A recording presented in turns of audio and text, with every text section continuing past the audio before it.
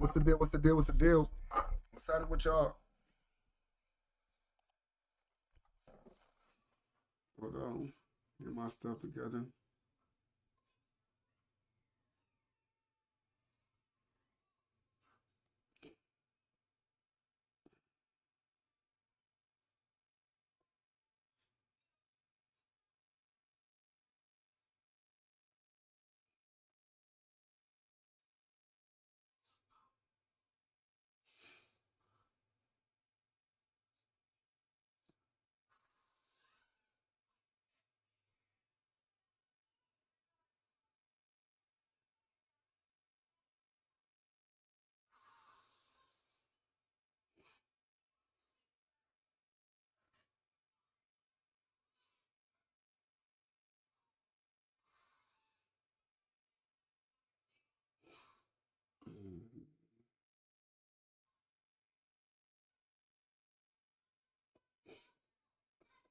All right, come on. Let's get some. So, how y'all feeling today?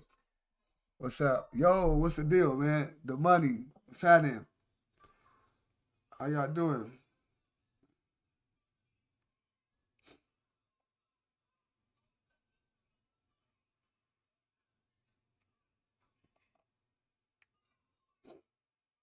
Okay.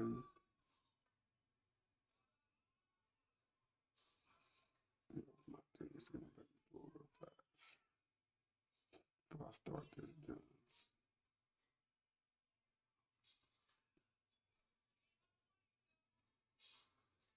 Mm-hmm. We today we doing. It says, hey, they call you. It's a what's the nickname you call Whack 100? I call him BBL Wheezy. You know what I'm saying? Backlemore. Big booty Wheezy. All the things. The man got sitting high like a monster truck. The man sitting high like a monster truck, brother. The man sitting high like a monster truck. They call him Baka.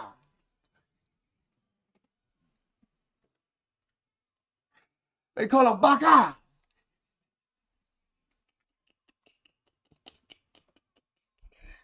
Grown man with that thing in his pants. Baka.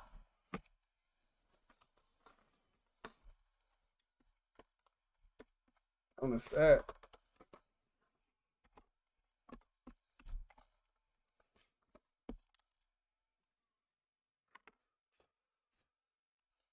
You know what I'm saying? What's up with it, man? How y'all feeling, man? Y'all want to get it going? I see y'all. Baka. Get the mics up immediately, man. We're getting the show started, man. It's your boy ODM, brother. How I sound? I sound good, man. I hope I sound great, man. Hope I sound great, man. We turn this down to a little tad, man. Give y'all some fresh, you know what I'm saying? Baka. He just cheeked up. They call him Whack. He double cheeked up. That man double cheeked up on a Sunday. Sheesh. Sheesh. Baka. This is getting crazy. My boy Bosco. Hold on.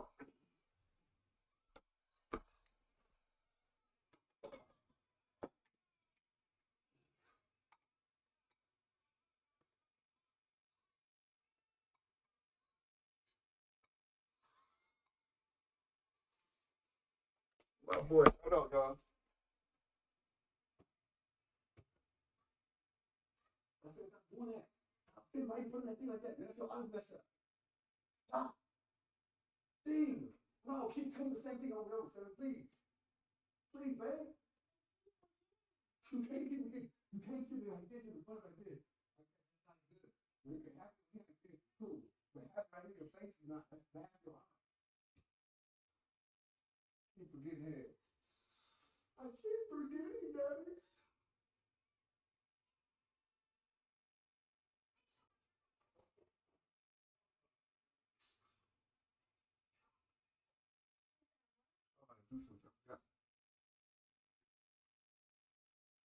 Oh, I get the trash can. My bad. Get that trash can over there.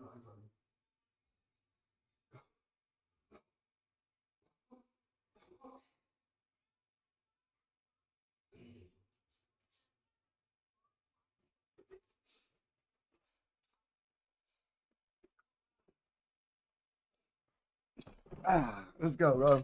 When C-Mac get out? C-Mac was get on the 30th. On the 30th of the 31st, I believe they said. I'll be trying to, you know, the world be trying to keep up with Mac. You know what I'm saying? We trying to keep my own lane going. They be trying to get me to do all Mac things. I'm trying to be my own little, I'm trying to get my own thing going, but you know what I'm saying? Love Mac to death.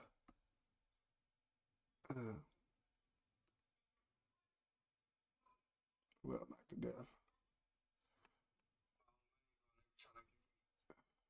Let's go ahead and yeah. What y'all doing, bro? How y'all feeling? Get them likes up, please. Get them likes up. It's only 5 likes, man. It's like 19 people here, man. Get them likes up, man. Come on, please. Like, it ain't nothing to double tap the screen, get them likes up. But yeah, man.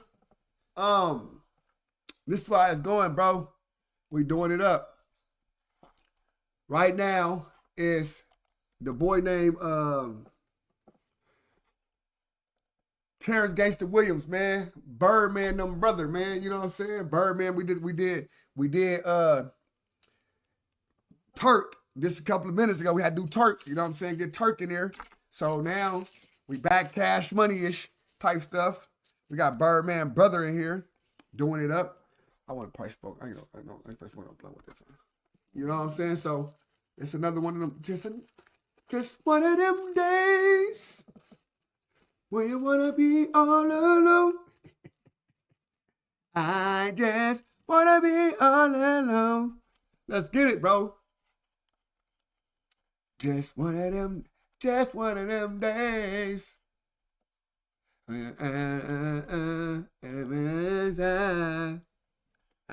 thinking out on you. I just wanna be all alone.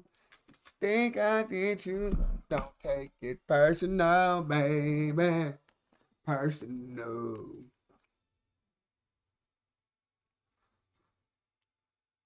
It's just one of them days.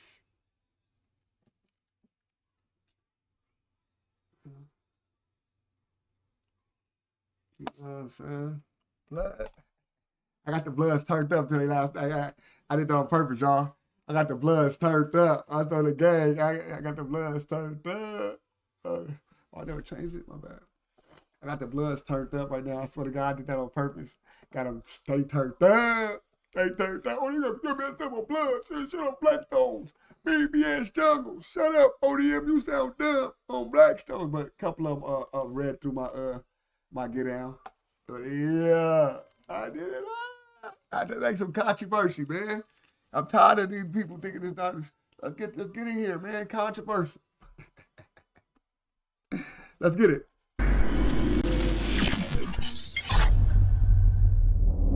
All right, here we go. Terrance Gangsta Williams, welcome back to VladTV. Thank you for having me, man. You know, I actually met Birdman. We linked up since we last saw each other. Okay. Did you see it? Yeah, I saw you and him. Yeah. Standing, I was backstage somewhere. We were in a bus. Okay. Yeah, it was at the NBA Youngboy show in New Jersey. Oh, okay. So I was hanging out with academics. We went up to his bus, and he was like, "Oh shit, is that Vlad?" So y'all got Yeah, we hugged it out. We talked. He told me on Gladys he's going to do this interview. Y'all ain't gonna do it. No. I'm Gladys. Oh, say, listen. I'm Gladys. I believe it's gonna happen, but I don't know. Vlad, you gotta catch him like one of them days he's feeling good. It's all good, man. If it happens, it happens. I haven't really followed up since then, so. He looked in your eye and told you I was gonna do it? Yeah. But he gonna do it. He said, on Miss Gladys, I promise you we're gonna do it. Okay, he gonna do it. Right, that's his mom, right? Right, he gonna Rest do in it. peace. Yeah, he gonna do it. Well, Okay. speaking of Cash Money, the Cash Money versus No Limit happened. It was in Las Vegas, right? Right. Did you show up? No. Were you invited? No. Okay. No and no. I think that was a boring show because of this. For one, when you look at the crowd, you had the people in the crowd, this was just like, what's going on? Who is this? Like, they wasn't familiar with the song because they were younger people that was Right. in the crowd. And it was Las Vegas. Right. Whereas I think if they did it in New Orleans, Woo! oh man, yeah, it'd have been turned. And then you got to look at this. Even though Pete and them had their little turmoil going on within their camp, they all were dressed, ready to go. Like they were like, we team playing. Whereas with Cash Money, everybody had on different outfits and they just was rapping. Like, you go. Like they didn't put their all into it. It's like, we just here to get this money and we gone. Huh. If they would have came there with the T-bows and Reeds, with the people used to them with the T-shirts, a pair of jeans and, sneakers with their jersey, then they'd be like, okay, that's that old Cash Money. But you could tell, like, they wasn't together. Like, they would just, go ahead, you rap. Well, I'm a rap, man. Huh. Yeah. Interesting. Well, the biggest star of Cash Money did not show up. Wayne. Right. Yeah. That would have changed everything. Yeah. Now, wasn't he actually in Vegas while this was happening? because I think he was booked for a show that night. I don't think Wayne feeling a lot of stuff was going on. So, my honest opinion, I think Wayne's still holding a grudge against Birdman. Huh. Okay. That's just my honest opinion. So I think that Wayne will play along sometimes, and sometimes he just like, you know what, man, I ain't doing it. Because that was like one of the biggest moments for hip hop, to see Cash Money and No Limit on the same stage, and you don't show up. So wait, so up to that point, the two of them had never performed together? Yeah, well, they had no. I mean, what about shows? I mean, I'm sure there were shows during that time where artists from both camps were performing on the same overall show, right? Mm-hmm. Well, they had did well, hold up. You talking about No Limit and Cash Money? Yeah. No, they had never performed together. Really? Right. So Master P didn't just get booked to do a festival with Juvenile one weekend or something? That just never happened.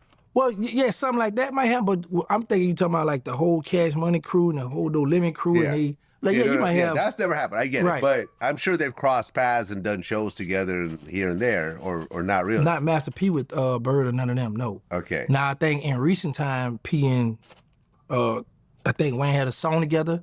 I think P, they might have done like some of the No Limit people might have did a little concert together, but it wasn't nothing where it's a Cash Money and No Limit concert.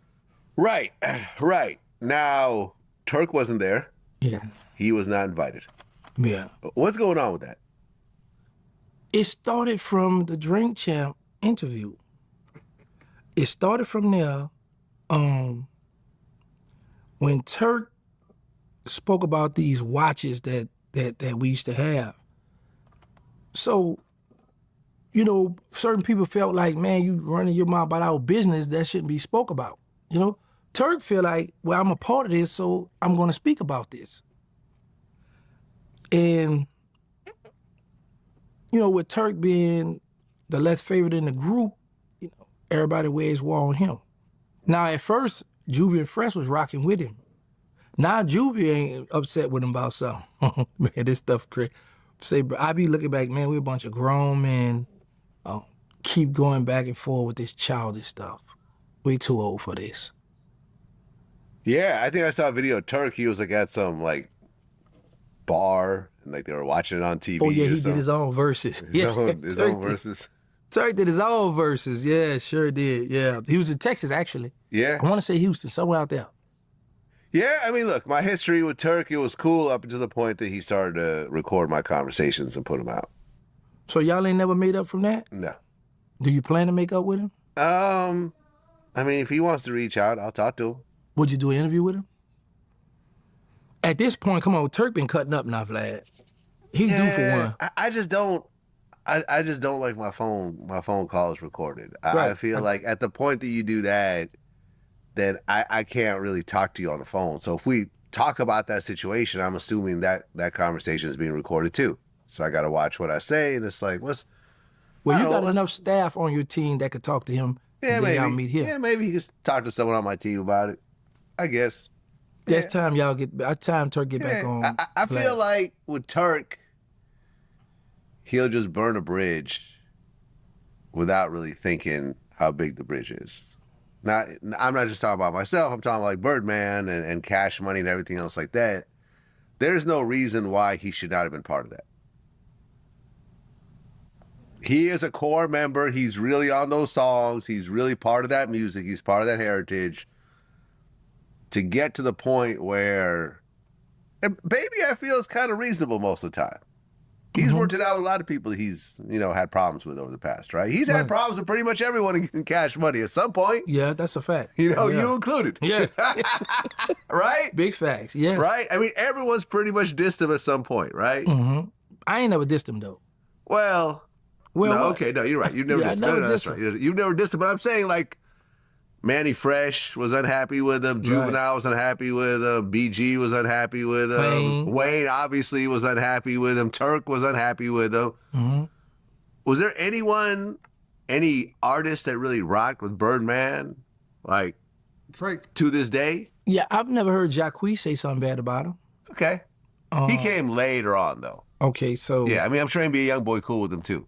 Well, yeah, we saw that doing it for him to let him come on that tour that long time. Yeah. But yeah, they don't have that. They didn't have that many artists. Yeah. Unless you count the people from Chicago. Remember, they had Mickey and his sister early in the, in the game. But other than that, or Mac 10. But other than that, I'm talking about the core, the people that were at the verses. At some point, they all had friction with Baby. Right. And it all got worked out. Yes. And everyone made money together, except for Turk. That's about to say. See, and Wayne. Yeah, but see, the thing is with Turk is this. And those are like the polar opposites. The most popular guy and the least popular guy are both not there. Because of this. Everybody that had a problem with Bird, they might have, they made their song, they did what they did. But with social media now, and with Turk being able to do his own podcast show, have his own YouTube channel, he's speaking out more and more and more, and then he's getting more of a fan base that's going with him. Like, yeah, man, Turk, yeah, Turk. Because think about this here. Like a lot of people jumping on a wave, Turk verse on I Need a Hot Girl, it's a hot verse. Back then, I was in jail, but we never looked at that verse like that. It was always BG verse that we liked. So now in this day and time, the people are like, man, Turk got the hardest verse on it. Turk got the hardest verse. And that be a conversation on social media where people be in the comments going back and forth, arguing about this. Yeah. So Turk have made him a household name on social media. And with that being said, it's reaching the mass. It's reaching people. So Bird them looking at it like, man, now you being disrespectful. But he got a right to speak. But it's like, come on, man, pump and brakes. Okay, I'm going to hurt you this way with your pocket.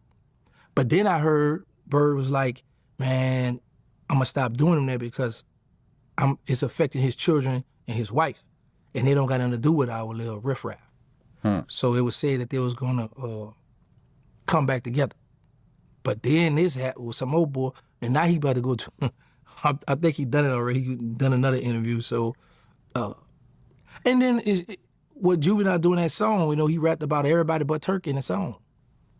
It's a song he got online, he rapped with him. He put everybody's name in it except for Turk. I was like, yeah, I'm with your mama. Me and your mama do it up all the time. Nope, yep. Your mama is the one that be doing it up with me. You know what I'm saying? I stay tied in with her, man. She got that good dope. You know what I'm saying? That dome in that dope. Woo, your mother. They was tight at one time, But yeah, I guess they want Turk to be quiet. They want the grown man to shut it up. But Turk like, no, I'm gonna keep speaking out because I'm winning, But social media, bro, it help people that you can win with social media. So, that's how Turk carrying. Yeah. Now imagine if Drake and Nicki Minaj showed up to that versus. Imagine that. Well, I try to argue that point, but some people like, no, because that's the old cats, man. I was like, well, they let Snoop Dogg come. They're like, yeah, but Snoop was there, kind of like in the beginning, like, no, he wasn't. Not early. That's what they was trying to argue. No, he wasn't. He came later. Okay. He came after he left Death Row. So, but was Snoop there in the late 90s versus the early 2000s? Hold on. Because, I think Drake and them came in the early 2000s. Yeah. No, I mean, look, yeah, in 1998. Yeah, so they got it. So that's why they looking at like 97 P them got on. Well, what's the cutoff time? I mean, yeah. That's what I'm saying. You guys are just making the rules as you go along. Right. We was under the 90s. Drake did the 2000s, but no one ever said, okay, only this era. They said no limit, Cash Money, No, for sure. Turk, Shit, you could bring in Tiger. You could bring in the whole Appreciate Young the love, Money everything. situation. It could have been a whole. Man, we're bringing squad up. Yeah. Kid all them. Right. That's what I'm saying. It could have been a whole big thing. You're right. They brought out Snoop. Snoop was. It's me, Steven, for the EBT office. Hey. Oh, yeah, it's me, Steven, for the EBT office. It's crazy work. That was a good one, cuz. That was a good one, bro. Was not part of that core group. He's not even from New Orleans. He's from L.A. Yeah, right. I'm just saying. Right. I'm just saying. Right out here where we at. Right. So, Yeah. I mean, now, like I say, I would hope they would run it back. That's never happened. Has there been a versus part 2? That's never happened. No, but it can be because you've already run through all the big songs. That's the problem. So you think it's gonna be boring now? But what if they add them people like you just said? Well, yeah, if those people show up, they'll make an exception. Right. But in general, because they'll be performing those songs. Drake will start doing his catalog. Right. So who do you think won? Be Cash honest. Money. Cash Money? Yep. You still think Cash Money won? You know, be biased. I don't care if they say No Limit won, I still say Cash Money won, because I was there for that. Not there for those songs, but I helped build that. I'm part of that. What's going on with BG these days? He enjoying life, man. He having fun. His girl pregnant. He got his girl pregnant. I'm hearing they supposed to be they're gonna get married. They're gonna pop the question. He enjoying life. A lot of people been attacking him because what I learned, He lying. and BG have to learn that in this day and time, certain stuff online. Who he lying about? Jesse? Jesse, what he lying about? Oh, damn, I still got that rock. Your mama got the rocks, nigga. I call her rock or sock and roll bottom. Because she's a whore. They look at it as homophobic. You got a lot of people that's homophobic online. So when you say certain stuff, they look at it like, man, that's gay. Or you shouldn't have said that. Or they go to going in on. They go to making videos and they're attacking if he say certain things. So What did he say? it was a fight in the city. This guy pants came down. He didn't have on no underwear, and BG was like, the guy that was fighting him, he's like, man, you should have stuck your finger in his butt. That would have ended the whole fight. You'd have been humiliated and da-da-da. People was like, oh, yeah, you already got this jacket on. You've been in jail. Yeah, you don't do that. So, so you got to be careful what you say that whole line. Terrance, that's a weird-ass statement, man. Put your finger up his butt. Come on. You can't justify this. That was just a say, bro. You can't be like, well, they took it out of context. There's no context. I mean, hey, bro. Hey, but man, just to say, listen. there's no rule in fighting. That's a rule that should be in fighting. Well, see, no fingers up the butt. How's that? Okay, you can gouge my eye out. You can bite me. Just don't put your finger up my butt. How's that? Yeah, so they went all for my boy, bro. Shout out to BG, man. Okay. Yeah, I'm rocking with Jizzle, bro. Straight up. Well, I had a podcast that we hosted on VladTV with Hassan Campbell, China Brim, and Harlem Legend. So I didn't, bro. A lot of stuff, I don't see everything, bro. C-Mac doing all that. I didn't see C-Mac drop that stuff. You could have sent it to me on IG. People don't send me everything. You know what I'm saying? They send me some stuff. I go off with the stuff y'all send me. You know what I'm saying? Y'all send me a lot of this stuff, man. I go off the stuff people send me, bro. I ain't see C-Mac, you know what I'm saying? And they brought up this whole, you wore a wire and got someone a whole bunch of time and everything else like that. You in the comment section. I know the nigga he snitched on, and I know what he did. And How I can't, you know the nigga? I know the nigga. gang? Listen, I got the paperwork. Oh my You're not God. listening. Go ahead. I'm about go to ahead, put go, you in the go. comment. All right, go ahead. Go ahead. The dude that he snitched on, what he did was, he had the DEA transfer him to Brooklyn House He speaking on because DC Black this in the nigga feds. had all these murder cases. Oh, C-Mac speaking about DC Black? He's speaking on DC Blacks in the feds. Oh, C-Mac? He's seen an up-and-coming young boy that had a couple of bodies. Now, son is in the cell, and I need for y'all to understand, all you niggas in jail, this is why you never talk about your case, because even the law library nigga will bury you if he know the ins and outs of your case. So this clown-ass nigga, he's wearing a wire He got a district attorney wire. In the cell? In the cell, yes, it's in the paperwork. I didn't hear that. I didn't hear that. No, this is all. Yo, hey, That's look, new. I'm gonna be real. Listen, That's Yo, exclusive. Don't let Parental let- discretion nah. advised. I don't know nothing about this. let him talk. I never knew that. I never I know knew he that. told us some dead Nigga, niggas, but listen, I didn't know that. Go ahead, I made the videos. That's why he's so mad at me.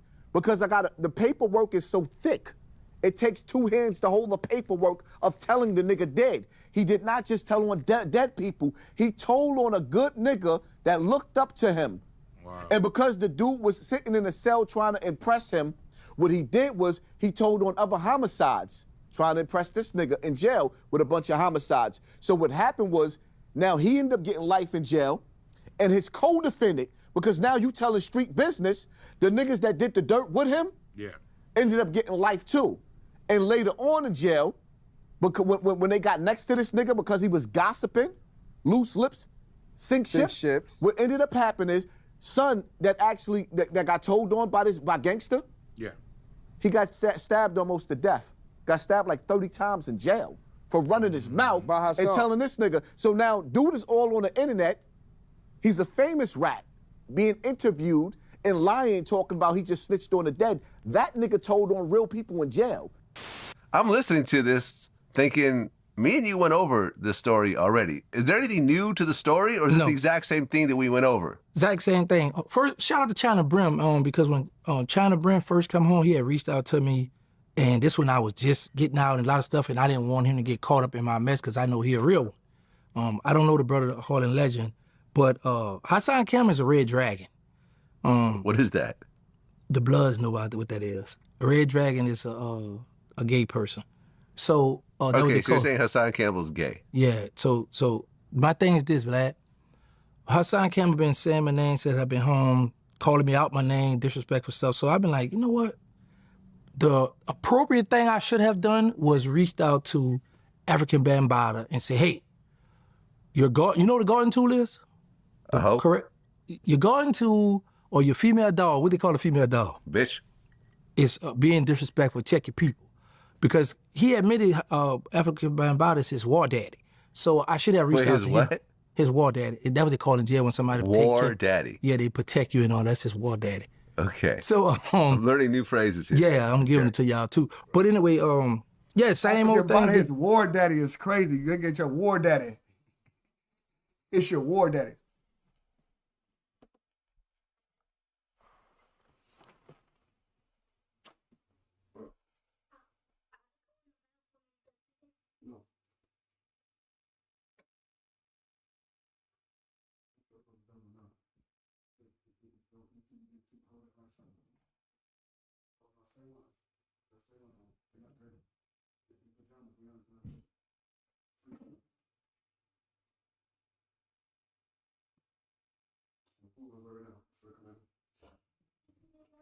It's, huh?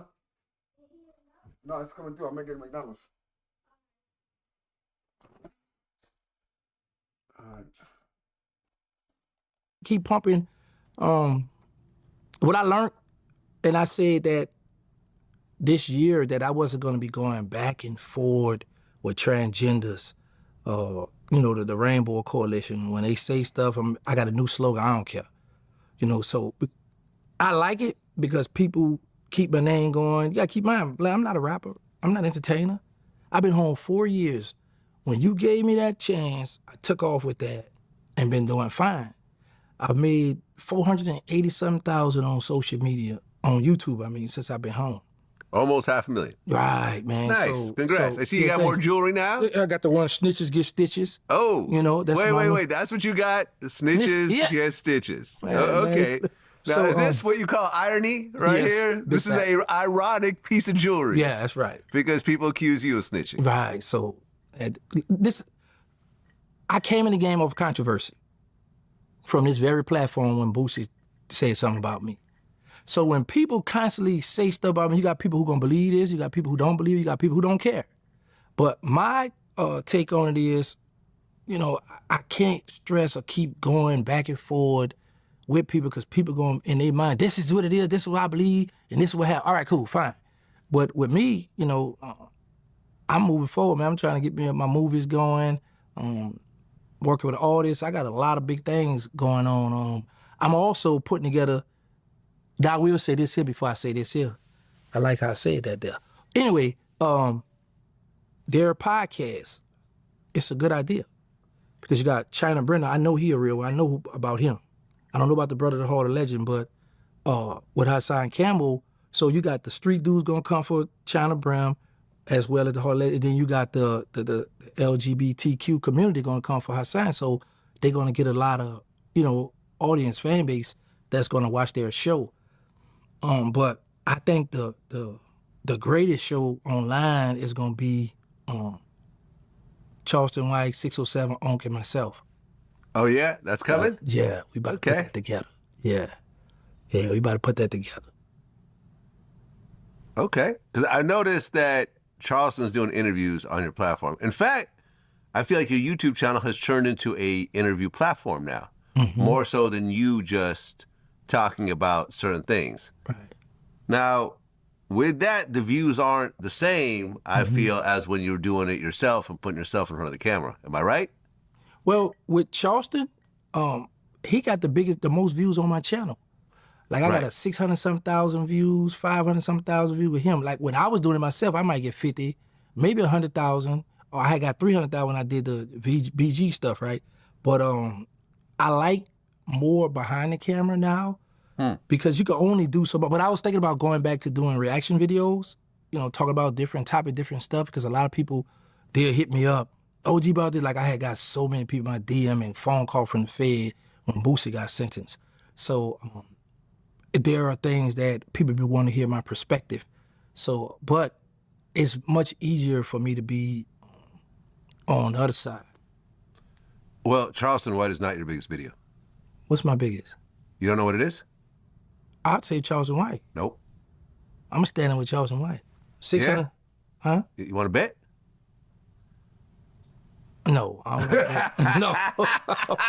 But I'm gonna say Charles. I think you not looking at it. No, I'm looking at it. How many views is it? Charleston White got 646,000. Right. This video got 649,000. 646 and 600. It's close, but this one's higher. I got somebody beside Charles with a 600,000 on my channel. Yes. And you sure Charles not on there? Charleston's number 2, and number 3, and number 4, and number 5. Exactly. But this guy is number 1 and number 6. Fleece Johnson? There you go.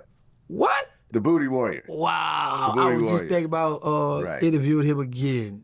Yeah, the Booty Warrior is your number 1 viewed video. By the way, the Booty Warrior has threatened to rape me on at least one video that I've heard about. But, Man, that man will play. That man ain't gonna do nothing. That man ain't gonna do nothing to you, man.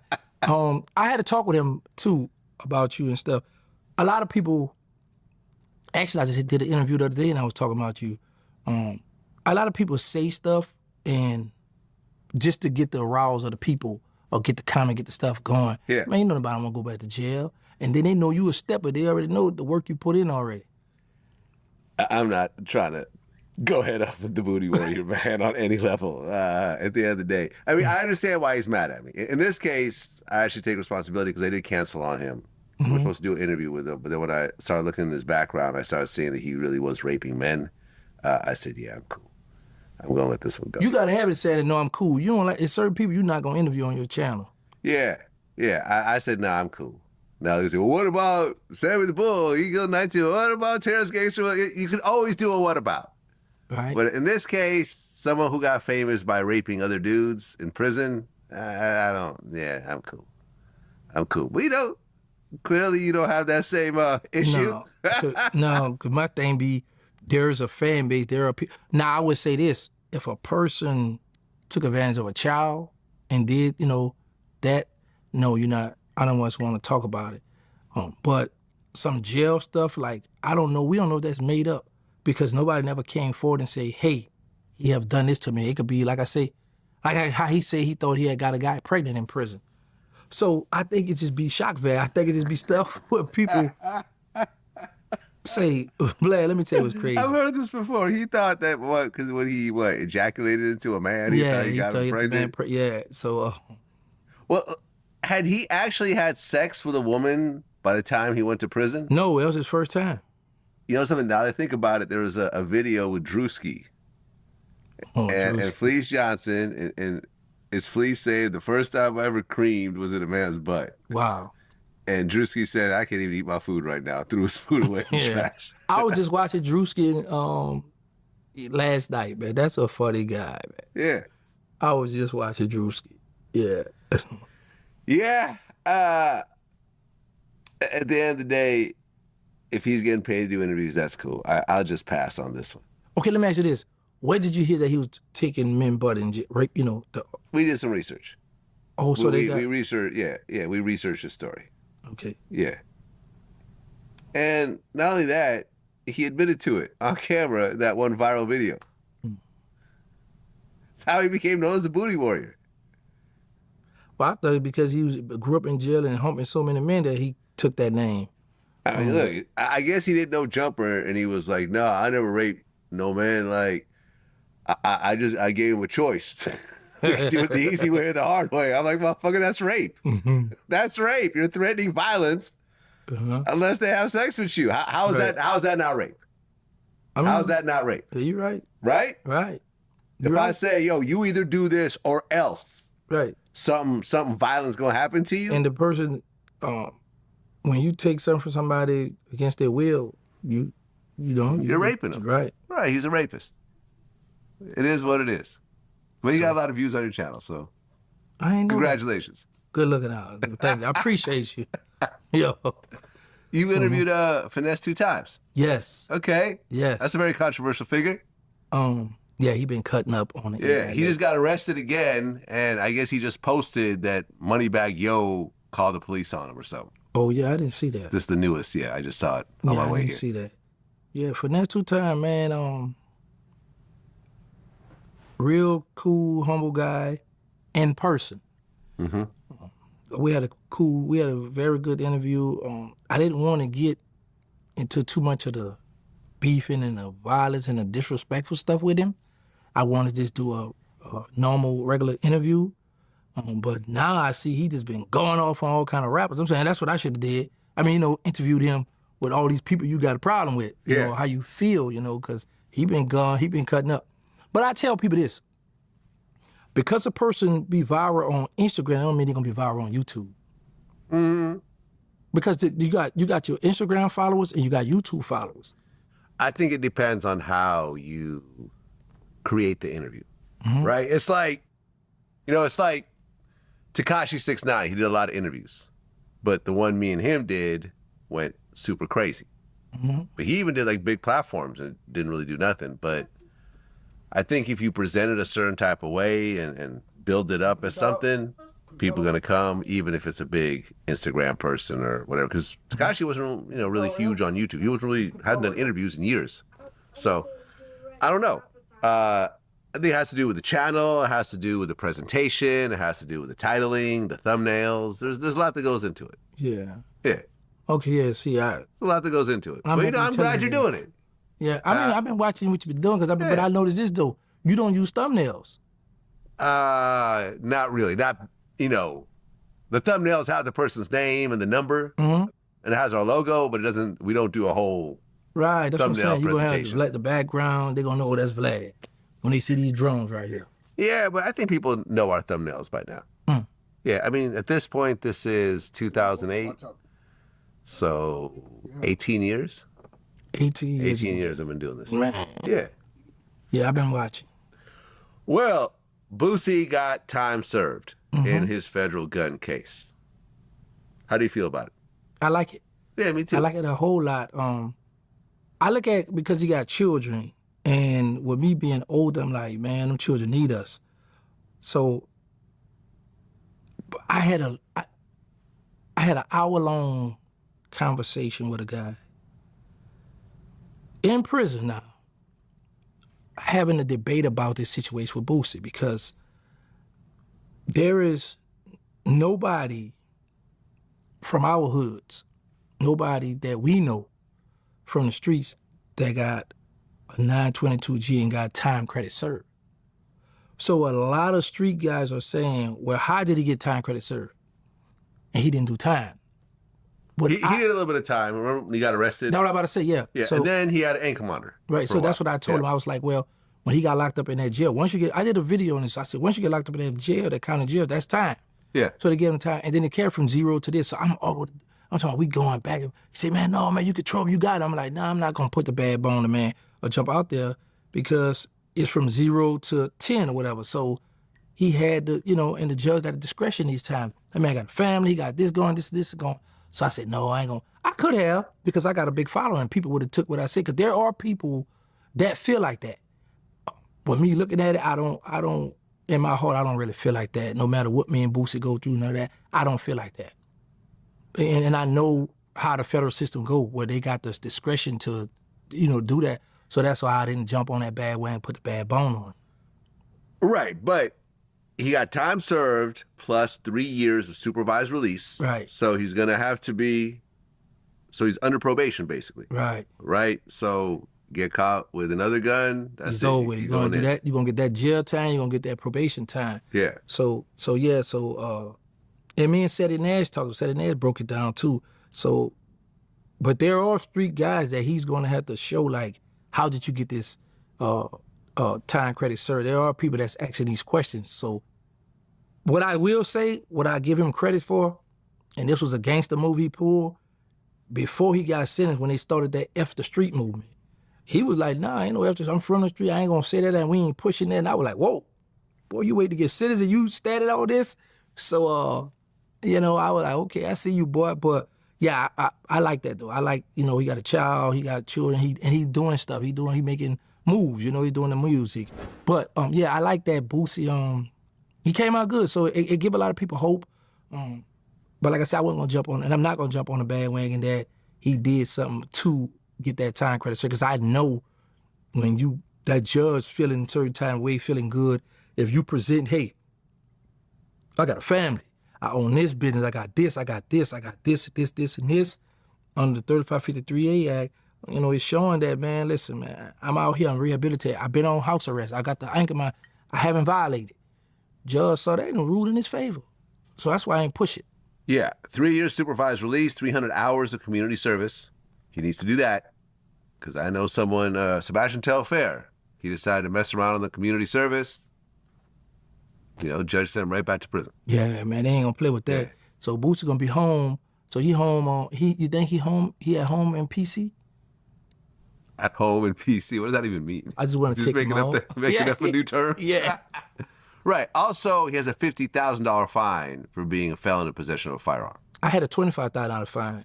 I didn't pay that fine when I was in jail because I felt like I got a life. Why I'm gonna pay it? But when I come home, when I got on YouTube, Oh, you had to pay it? yeah, I pay $18,000 when I come home. Huh. Yeah, you gonna pay that fine one way or another. But in jail, they'll have you on say if it's like you pay $25 every quarter. But if your family sends you money, they're gonna make you, like I used to pay $100 a month. And I just felt like, man, I ain't about to keep getting y'all this money. So they'll put you on restriction where you limited with commissary and all this. When I come home, part of my supervised release condition was I couldn't file for no loans, I couldn't get no credit cards or none of that. I gotta go through my PO. So I told my PO, he's like, why would I let you do all this when you owe the government? That's just another bill. So instead of you paying this extra bill, you could be paying this your obligation. It's fine. Makes sense. Yeah, so when he said that, man, I started giving people $1,000 a month, and one time $5,000 a month, I just started knocking it down. I was feeling good. YouTube paid it off for me. Okay. Yeah, I paid and now the you can people. get a credit card and all that. Yeah, everything now. Nice. Loans, everything. Nice. Yeah, man. Nice. Well, right before Boosie got sentenced, Kodak Black dissed him. Yeah, I saw that. Think that's a low blow? Well, I know, because why are we mixing, okay, I'm going to get sent into dissing you, whereas that's just entertainment. Because what I'm trying to gather is, how would that hurt Boosie? You know what I'm saying? The diss. I just looked at it like, okay, he dissed him. Boosie gonna be able to either rap from jail on the phone and get him back, or before he turned himself in, he could respond, because the fans want to hear Boosie respond. You know what I'm saying? So I just thought it was like something, well, Kodak was just trying to get his fans riled up, or, get something going. Now I can see if he said in the rap, you should be doing time because you did this, because you saying F the streets, da da da. If there was something that he was trying to push that, then of course. But Man, I just think it's the young man, he looking at Boosie and feeling like, you know what, I'm going to talk to Boosie in the rap game. Out of all these rappers he could have talked, you know, him and Boosie been having that back and forth anyway. So Yeah. I just don't like that people try to put them two in the same category now. Well, I just did an interview with 1090 Jake, and we talked about the interrogation video with Kodak Black. You know what I'm talking about? No. Yeah, so I guess something had happened where I think Kodak was 18 and some kid that was like 17 had stolen from him, and he like tracked the kid down and beat him up and got arrested. And the interrogation video, he's naming the kid's name and he's naming the people who told him who it was and like naming an accomplice and whatever else. And yeah, it's a legit video. It was a long time ago. So Kodak, his house got robbed and they broke into his safe. They stole his jewelry. Kodak apparently went around the neighborhood trying to find out who did it. Grabbed some kid up, beat him up, made him tell him where the other kids were, whatever. So Kodak ends up getting picked up on like a kidnapping. He got charges basically for beating up this kid, throwing him in the car, trying to figure out who took his shit, right? The kid's 17, Kodak had just turned 18. So that's why it was on a minor, right? In the midst of that, when he's in the interrogation room, the whole time he's like, look, they took my shit. I just want my shit back. If we can just make this all go away, I'm cool with that, but they the ones that took my shit. So he goes through the story of telling the police, I went to this dude said these 4 people did it, yada, yada, yada. I went looking for those 4 people, et cetera, et cetera. And then the police are asking him, yo, who was your friend that helped you? He's like, oh, I don't want to name him, whatever. And then he ended up naming his friend that helped throw the kid in the car. People don't care about a long time ago. Long as they got some evidence on you, they gon' hold it against you. He's 28. Yeah, so this is 10 years ago. Okay. But yeah, no one really cares. You don't even know about it. No. I guess Jack Boy had the video. He released it. Yeah. And yeah, no one really cares. Yeah, and I don't care, but I just like to listen to the music. When it comes to the music, I'm a fan of both of theirs. So when it comes to their street, because I live the street life, so when it comes to that street life stuff, and I denounce the street, so I don't care. I don't hold whatever you did in the street. I want to know what you're doing on the track. So in my mind, it's just my belief, I don't think Kodak could handle Boosie with dissing with music. I just don't think, because I could hardly understand what Kodak be saying.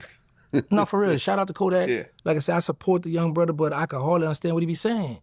So, yeah, I want to see them go back and forth on the music, though. Yeah. Yeah, I mean, there's actually another video that 1090 Jake did, because I guess there were some other guys that were being investigated for something else. And one of them mentioned, I think in a text message or a recorded phone call, that Kodak Black offered $20,000 to kill his friend Wiz the Wizard. How long ago that was? But it was a while ago, but it's one of those things where it's just hearsay. That's like me calling someone, yeah, I heard that Will Smith put $100,000 to kill Tom Cruise. Will put 20 on his head, though? Yeah. Wow. How did the say, nah, for real? So, do they have Kodak Black actually telling this dude this, or no, the guy just saying it's it? 2 people that are not Kodak Black talking about the situation. I know how the rumors get started, because they had a rumor that P had a hit out on my head, and P did the song like, man, I moan behind my family, can't without people saying I got a hit on this, hit on that one. So I know how rumors get started. So sometimes you got to stop it before they get laid, because it'll get laid, grow up, and get to running, and people take that and run with it. I don't know their situation. I don't know to what extent that Kodak would go that far to want to put a 20, unless he disrespect moms or slap moms or spit on moms, slapped him or something, but just to want to take him, I don't know, bro. Well, then there's the Lil Durk situation, who is being charged by the feds for putting a hit out, which ultimately ended in Lil Pop getting killed. And that trial is getting pushed back to May, I think. It should have actually started this month. But it's a complex case, and there's a lot of evidence. There's now more witnesses coming forward. Do you know about this whole situation? Yeah, I've been paid. It happened out here, right? Out in California? Yeah, it happened right here in Beverly Hills. The Yeah, actual right. shooting. Right. Yeah. I mean, basically what the feds are saying that they have multiple witnesses that are going to testify that Lil Durk was sliding for Vaughn. That's what this is all about. Yeah. Sliding for Vaughn. I know how that fed work. I know Lil Durk want to get back out because, you know, when he was at the height of his career, they snatched him. When he was changing his life, they snatched him, right? So I will say this, and I was just having a talk with one of my people, Black from Carolina, was my son, right? I'm gonna use him for example. He locked up, he got found guilty for 2 bodies. So they had offered him 35 years, him and his 2 co-defendants, but they were like, no, we ain't taking that. So Black asked me, did you tell your son to take the 35? I was like, no. He said, well, man, you know, by the time he do the time fighting that life sentence, when that time comes, he's gonna be like, man, I should have took them 35. I said, yeah, you can look at it, but right now, a person look at, nah, I don't want to do them 35 right now. But later, you know, once you do your time, you're like, man, I should have took them 35. But I can't tell a person, take that, because I don't have to do that time. That's what I said to say this here. I wonder if they offered Lil Durk 30 years, 35, or even 40. Yeah. You know, because I know people that have done 40 years in the feds, 30 years in the feds. Yeah, but they were not superstar rappers at the time. That's what I'm saying. Yeah, so I Right? understand. If your life Durk, is going horribly wrong and he's terribly wrong. Yeah, I you know, get that, right? you're living in a low-income neighborhood, you're scraping by, and people are out to kill you and so forth. All right, I'll go sit down for a little while, have some stability, but you're not living in mansions and flying private and having big giant shows and wearing jewelry and having women in every city and so forth. Right about that. It's a little harder. It's a little harder. Because, you know, if you is. really think about it, right, I don't think a rapper has ever been charged with putting a hit on somebody. Not to say it's never happened, but think about it. Whenever you hear about a rapper, now, you know, rappers have killed people before and gone to prison. I get that. But actually putting a hit out that turned into someone getting killed? Boosie. Stop it. Cut it out. He went to trial for that, Vlad. Did he win? Yeah. There you go. Boy, you say you don't think there was a rapper that was charged for that. He was charged for that. Okay, More fair than enough. He Mike was took the charged. There's never been a rapper convicted of it. Okay, well, say that then. And, I mean, that's still the case now because Lil Durk is still awaiting trial. Yeah, you're right. Actually, you're right. No, Lil Boosie was on death row for, was it a double murder?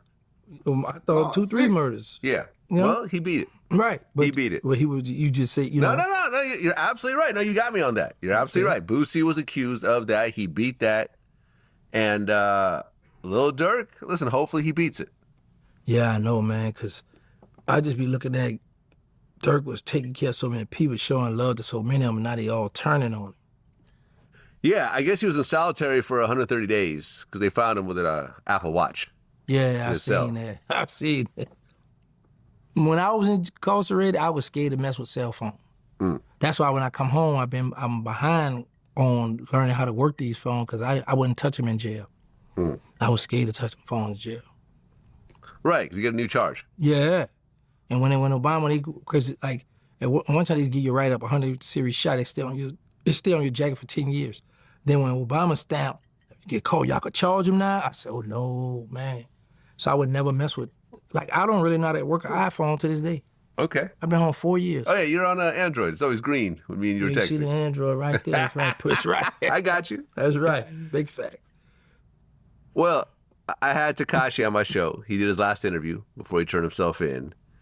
And he's convinced that this whole fuck the streets thing is really 21 Savage and Young Thug saying, you know, this whole Gunna is a snitch thing didn't work out. He became the biggest artist out of Atlanta. And now our albums aren't doing that well.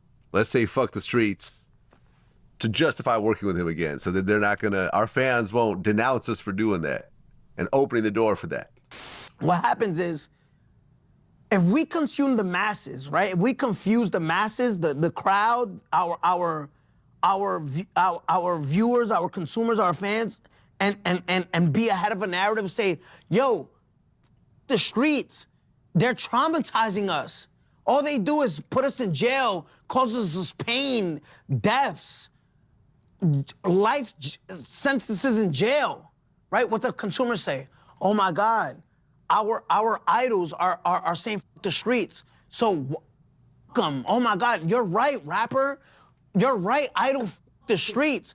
So now you're like, yo, these stupid fans are believing us, right? Streets, yo, Gunna, come in. Doug, make music, make music. Right now's the time. Everybody's behind this movement.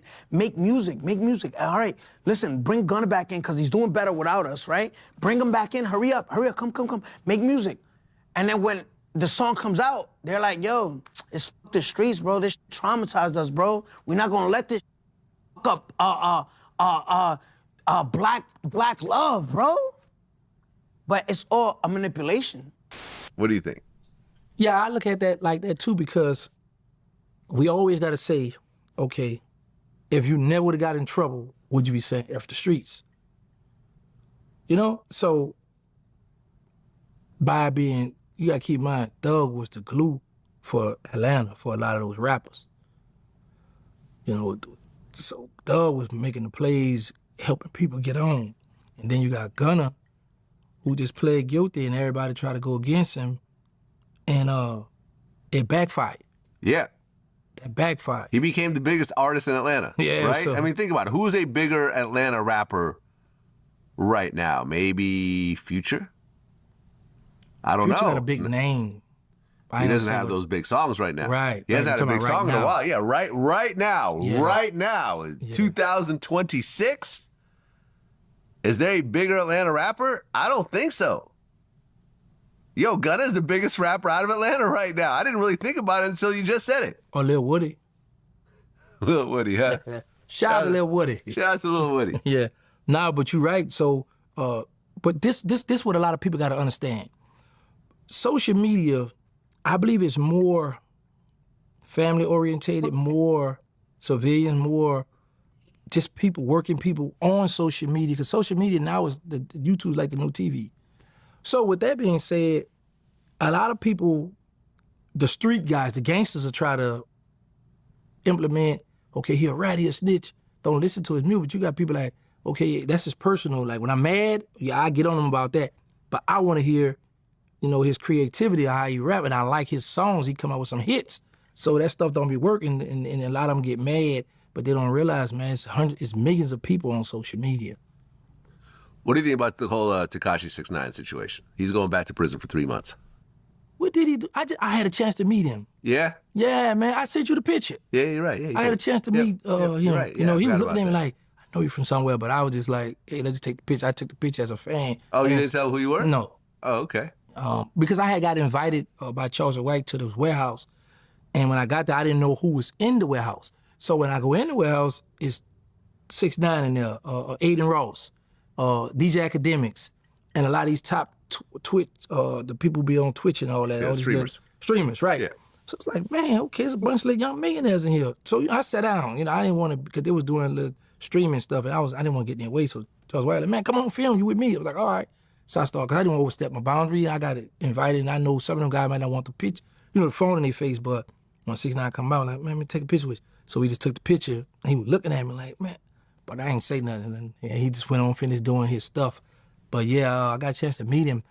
But what was the situation? Why he had to do 3 months? I think originally they had found drugs at his house, and then he got into it with some guys in the mall. I guess some dudes like ran up on him, was like, yo, they flashed their gun, yo, you're lucky, I would, you know, shoot you right now if it wasn't, you know, if you didn't have your girl with you or whatever. So I guess 6ix9ine and his man like jumped on the dude and beat him up. And then the guy went to the police and pressed charges, and that violated his probation. So the guy started with him, messing with him. Yeah. 6ix9ine retaliated, and the dude go tell on him. Yeah, so that along with the drug case, the judge gave him 3 months. That's not a lot of time. Right. That's kind of a slap on the wrist. That's what I'm saying, like 3 months, boy, you could do that in county jail right quick. Yeah, I mean, he's probably going to 90 go. days. Well, yeah, I guess he's going to be locked up with Maduro, the Venezuelan president. Oh, yeah? Yeah. Okay, well, yeah, kick it with it. Wait, no, because he locked it, so he don't got no more pull. Well, he might still got some of the people in office, because people always do that. But 3 months, that's going to go by so fast. So they're going to be writing them in. Now, you know, when you got a lot of motion, 3 months hurt, but like you said, it's going to go by so fast because he going to have people going to be writing him, and he got money in jail. That's what you need, money. He always feels that because he's Mexican, they gave him a hard time over the whole snitching thing, whereas Gunna is one of the biggest rappers. They let that go. People like Kodak Black, video comes out, no one cares, et cetera, et cetera. You know, he even said, you know, he talked about 21 Savage had a whole bunch of tweets that was like, yeah, you know, when Gunna snitched the first time, we brushed it under the rug. And, you know, when P snitched, we let that one go because he put on a lot of young dudes in Atlanta. And he's naming all the snitches and everything. And that's when, oh, fuck the streets, blah, blah, blah. You know, I'm a fan of 6ix9ine. Yeah, me too. I don't think it's because he's Mexican. This is what I'm looking at. It's like this. What they're looking at is you actually had to get on a stand. Oh, Gunna didn't. Gunna just played guilty. Yeah, this, I agree that this, and this.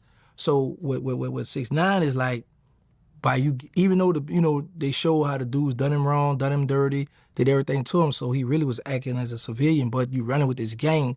So when you got, the people be like, you from the hood, you know what you get yourself into, yada, yada, yada. So now when he got on that stand, that's what make him, you know, people be able to target him and show the favoritism. Okay, we can sweep it on the rug with Gunna, we can sweep it on the rug with this one and that one, even with the, what is his name, Atlanta, with the Young Thug situation, you know, with the interrogation tape, we could sweep that on the rug because nobody do time behind it. But with you, 6ix9ine, they did time, and this is, so I don't think it's a race thing, because we, you know, blacks look at the Mexicans, you know, the Latin people, Latinos, whatever, all us brown people, you know. Like I said, I just think that they looking at like, cause you got to stand more, you know. I get a hard time. Right now, they got. I think 6ix9ine get a hard time more because he had all the yellow hair, the red, like he got the transgender type of wave going on, and then he tells. So they already was on the fence with you, bro. People already on the fence with you. You got the pink, purple, green, red, brown hair coming out, looking all like that, looking, you know what I'm saying, walking around, popping it, right? Looking like a Skittle, a bag of Skittles. Keep it real.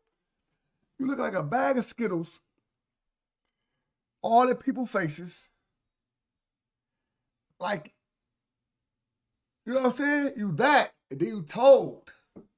So you was on the fence, brother. You was on the fence. And then that shit just blew, boom, fuck cuz. And then you told, and then you doubled down by calling other niggas street niggas out like, you a bitch, I'll beat you up, I'll fuck you. So what? Yo, homie told, like, whoa. Then like, man, look, fool, this was happening. This what it was, man, look. Y'all can call me what you want to, I did my family, bro. They got nigga probably had niggas still fucking with him. Who gives a fuck? You just snap, what's that? You just do like some Mexican. Like, all of a sudden, because you Mexican? Nigga, you look like a baby troll down this motherfucker. You like you belong on Sesame Street. Straight up. The fuck? Fool? You belong on a troll movie. The fuck? That's why. You was already on the fence. People see certain people behind you like, all right, man. They live. He got it. People behind him, man. Gangs pressing with him. They believing in this shit. It's different type of music. I don't know, cuz. Straight up. And then you tell them niggas. Like, oh, cuz. What? Fuck him. Fuck Daniel. Bitch. Got people underground, you know, not underground, but you know, smaller little Instagrams and a little chick, they all trying to. Oh, my bad. Cause he said he's Hispanic. He keeps saying I call him Hispanic. But I'm just saying, when I hear Hispanic, I'm from LA. I'm from LA, you know what I'm saying? So I hear Hispanic, I automatically think Mexico, El Salvador, Honduras, nigga, shit like that. Dead homies. You know, troll me, but I be like, your view's not up. I'm not gonna entertain you. Well, 21 Savage did an interview where he said if they go on a drill and someone gets killed, they're putting everything on him. Supposed to. Right. Which is exactly what you did. Yeah, But 21 Savage saying it, did it translate to you? People are like, oh, look, 21 Savage they is... sent it to me, but I was like, first of all, y'all sitting down, he don't stamp me. You know what I'm saying? Yeah. He a little youngster, you know what I'm saying? I like what he doing. Yeah. I like what they doing. I pay attention to all of them youngsters. But I'm like, I'm living my life, you know, them dudes millionaires, them dudes rich, you know what I'm saying? Whatever the case may be. So I just be like, I am just happy. Like they say, you an old head, you washed up, you don't got no more say so. I'm just happy to be associated or have me a mention with these youngsters, you know what I'm saying? Yeah. So I can get my little stuff in there. Yeah. Well, I did an interview with Abdul Robinson Sr., a.k.a. Queso's dad. Okay. And that was a very interesting interview because that story is very complex. Mm-hmm. And there's a lot of facets to this particular situation. And ultimately, I agreed with what he did. Do you agree with what he did or no? Of course you agree with what he did. You a fucking bystander. Of course I do, because this my thing.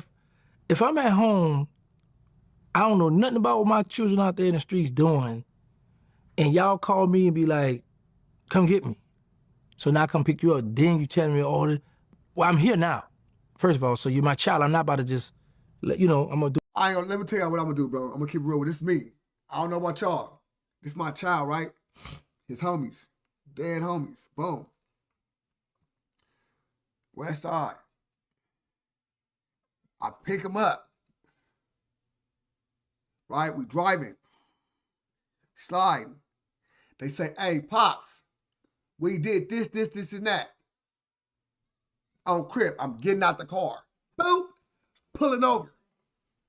Listen, I ain't giving y'all my car. I ain't saying y'all gotta have that car or not, but I'm just saying, I ain't in that motherfucker. Straight up. Nigga, I'm gone. Straight up. Couple of dollars in there, my nigga.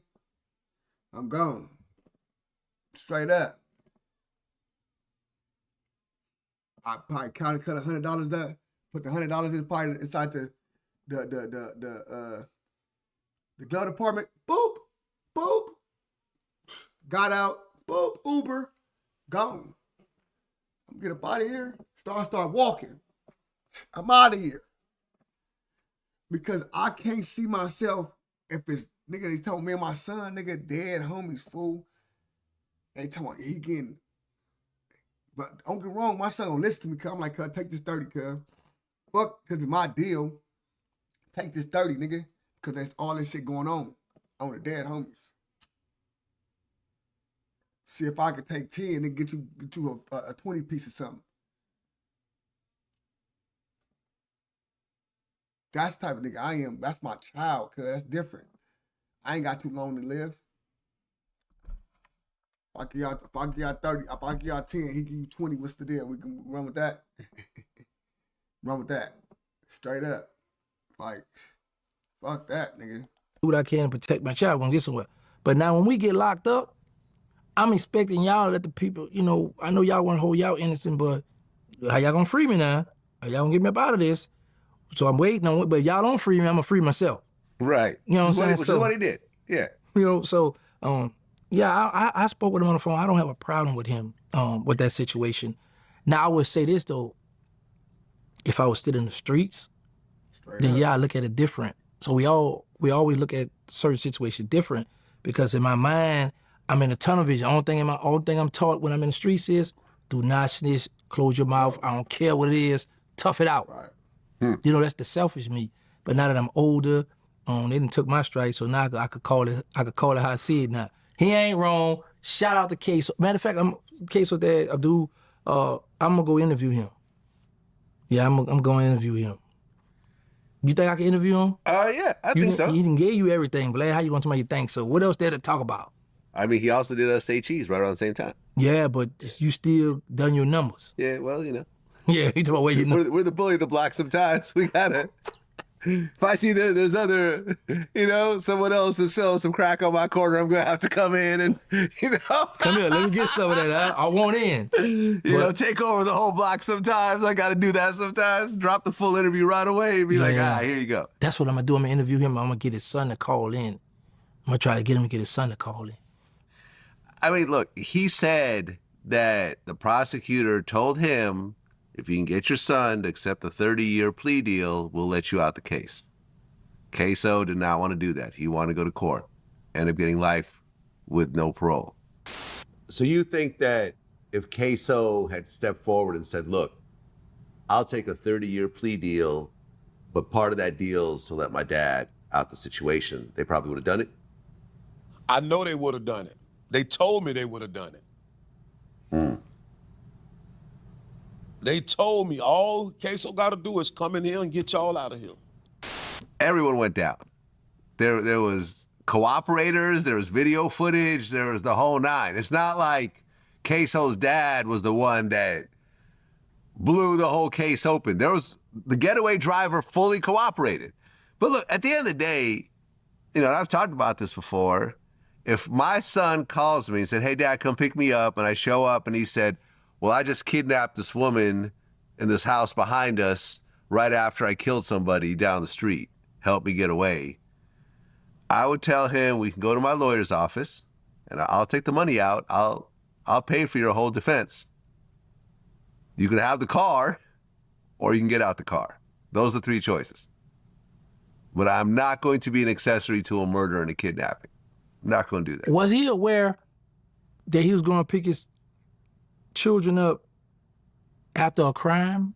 No, he wasn't. He didn't even pick up his son. He picked up the two other guys involved. Wow. His son went a different direction, but they had someone call him to go pick up the two other guys. So when he went there, he had no idea what he was doing. But once they jumped in the car, they told him everything that happened. And I said, well, why not tell them to turn themselves in? And he goes, that really wasn't an option in my mind at that point. Did you try to say, hey, let's go turn yourselves in. It'll be better this way? No, I wouldn't have never, I ain't gonna sit here and try to be cool. I would have never said that. I would have really hoped they got away because of the situation beforehand. Because I definitely felt some type of way about Buck. Once he made that song, dissing my son, I definitely felt some type of way about that. But I wouldn't have told them, let's go down there and turn the whole shit, turn yourself in or no thing. I wouldn't have never made that suggestion. Yeah, because I'm in this car. First, I'm shocked. Man, y'all did what? But then you know how we always think, okay, well, I didn't do nothing. I just pick y'all up, so I'm going to go, I'm going to bring y'all where y'all got to go. Yeah. And then now... right, he switched cars, though. He burned their clothes. He gave them money. The whole story came out, and it was like, all right, you can't say you had nothing to do with it. Yeah, Abdul, you were done with it at that point. Yeah. Because I talked to him on the phone. So. Yeah, he put himself in it. Not something I would have done. Yeah, he jumped in the crime. I wouldn't do that. I wouldn't do that. Especially, and like people are like, well, this whole murder was retaliation because the car got shot up and Abdul himself got shot. His stepson got killed. His nephew got put in a wheelchair. He was in the interview as well. Everyone in the car got shot, right? So I get you want to feel like, okay, there's some get back, but I don't think that he was sending these guys on missions to go kill the shooters. I think these guys took it upon themselves. And he was in jail for 11 years, so he gets out, and his kids are all crazy in Jacksonville, shooting each other and doing diss songs and everything else like that. It's a messed up situation. I mean, look, your own son, just like Abdul, doing life in prison, right, over a murder. Right. Yeah, 2 murders. My son got Double 2 murder. murders. And they offered him 35, but his other 2 co-defendants didn't want to take it. So, but in Abdul's situation, I was feeling like, man, they got dad stuck like that. But then when I saw him do the interview, he was like, I was waiting for them to free me. Yeah. But why you gonna wait for them to free you?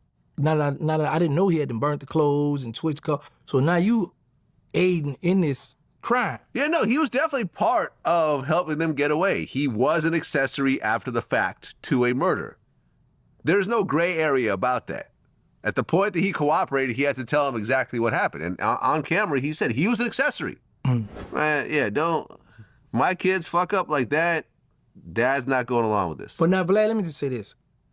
Now, I'm this gangster from the street speaking. If my children call me, they did a drill. I don't know nothing about the drill. Allegedly, I don't know nothing about the drill. Most likely, I'm gonna know about that drill because I've been shot and all that. Now that you putting others to me. However, so say I don't know my children did this drill, but then they called me to pick up the friends. I pick them up. At that point, when I pick them up and they tell me what happened, once I start helping out, okay, let me burn the clothes. Now I'm a part of this crime. Yeah. So now when I get locked up, technically speaking, I gotta hold it down. You can't cooperate. No, because when he went as far as to burn them clothes and switch them cars, you helping out. So now ain't no cooperating. Now you gotta stand on that. But I'm thinking I didn't know about the burn the clothes. I didn't know about the whole story. We went over all that. You know what I'm saying? Because I remember like one of my Muslim brothers had called me one time with Queso on the phone, but I didn't answer the phone because I was busy doing something. And he was like, hey, K, he wanted to speak to you. In the county, when he was in the jail before the trial, he had wanted to speak with me. But then when somebody reached out to me about the dad, I was talking to the dad, but then when the father reached out to me to do the interview, I was in Miami, actually. So I'm about to drive 5 hours from Miami to Jacksonville to the interview, and then I thought about it. I was like, no, let's wait. Don't do your story on my channel now because, it's not going to get the full potential what you're looking for.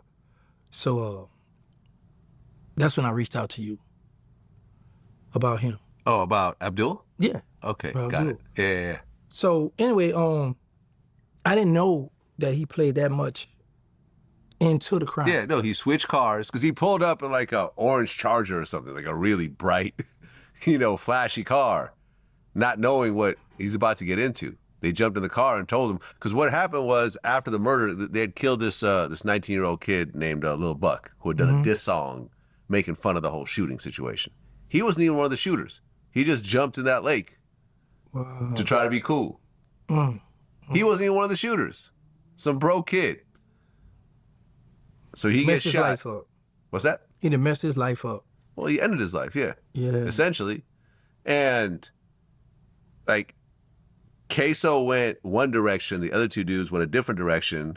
There was a cop who I guess seen the whole thing, and they ran into this like old white lady's house and took her hostage. And that's when they called the dad. That's kidnapping right there. That's what I'm saying. So he's involved in a kidnapping murder. It's insane. I mean, cause like I said, at first I just thought that the children did something, called Pop, threw him in the mix, and Pop just brought him somewhere. I didn't know that he started helping out with the crowd. No, they told him exactly what had happened, and he said, "Okay, I'm gonna go through the steps." That's my bro. I rock with him 1,000. But I didn't know some of that stuff like it don't interest me because I once lived that street life, so a lot of that stuff like, whatever. You know what I'm saying? I don't be caring about it. But now that you breaking down the whole situation to me, I didn't know that. And I'm gonna talk with him about that too, because I wanna go interview him, and we're gonna talk from the street perspective to, the cooperation perspective, because we gotta be held accountable when we cooperate. Well, yeah, because Queso is actually facing a second life sentence for another murder. Some guy named Bibby. So now I wonder, is his father gonna be there for him?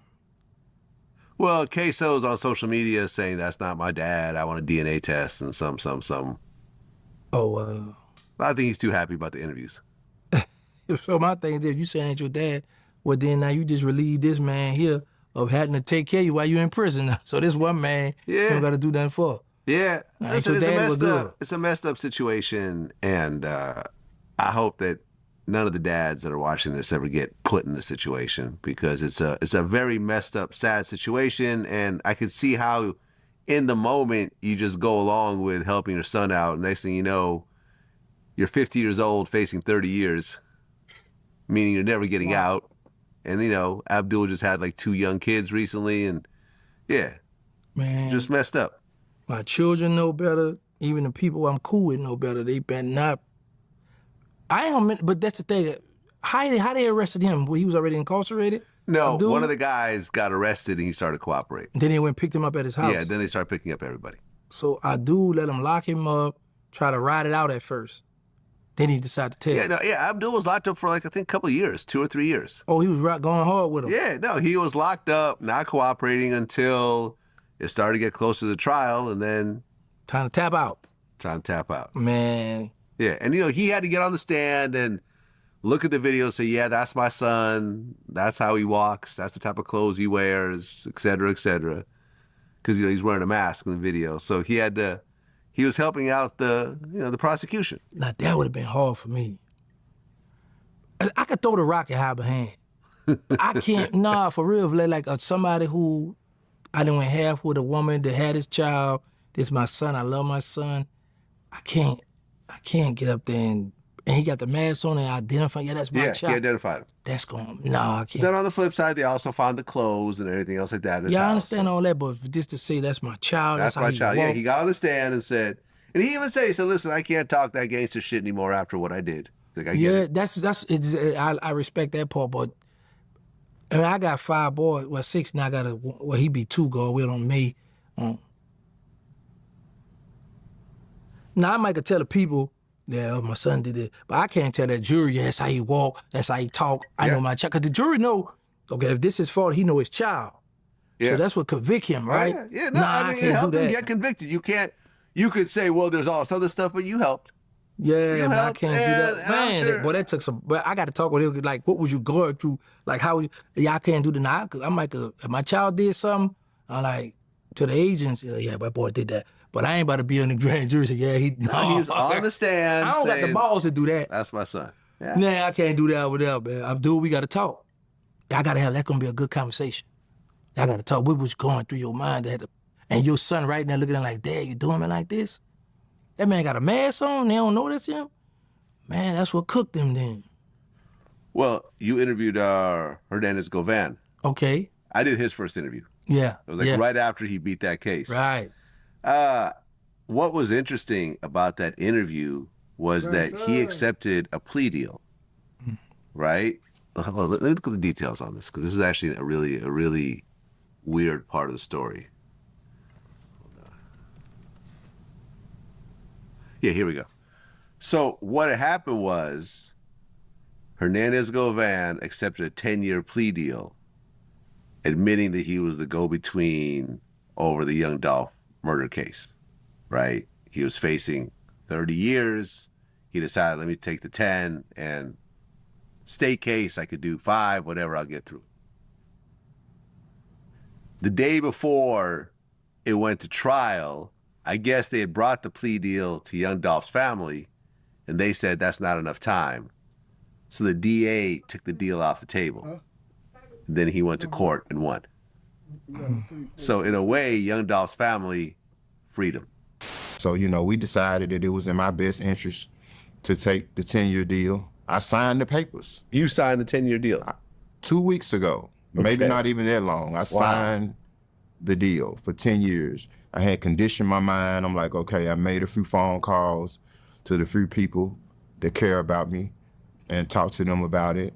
And I had almost a year of jail credit already. So if I could get to the penal farm and do 3.5, 4 more years, I could possibly be home. So I just felt like that was the best thing to do. So I signed the deal, and they took the deal and they went to the family, and the family rejected it and said they didn't, no deal.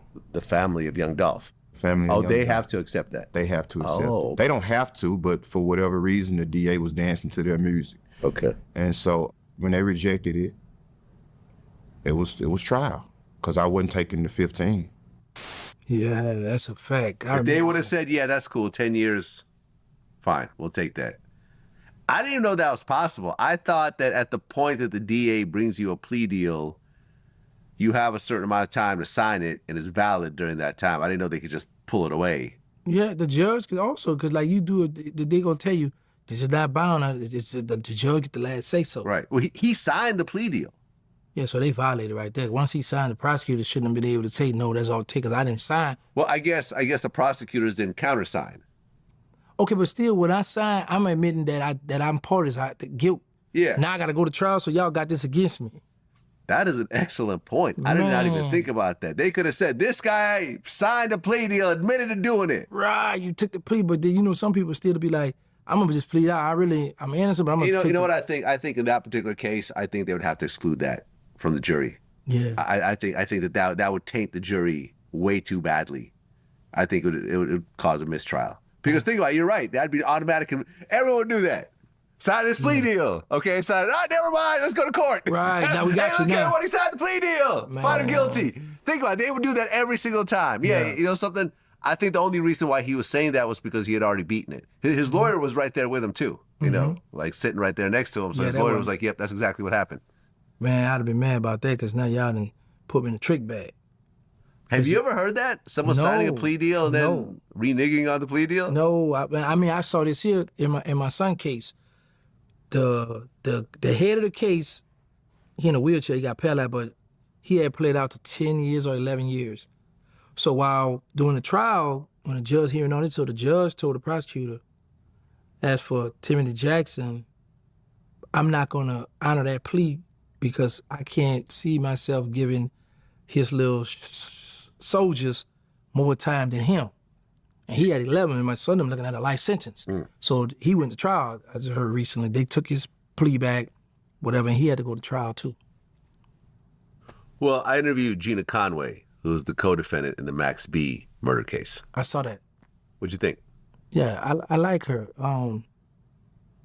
She seemed like a female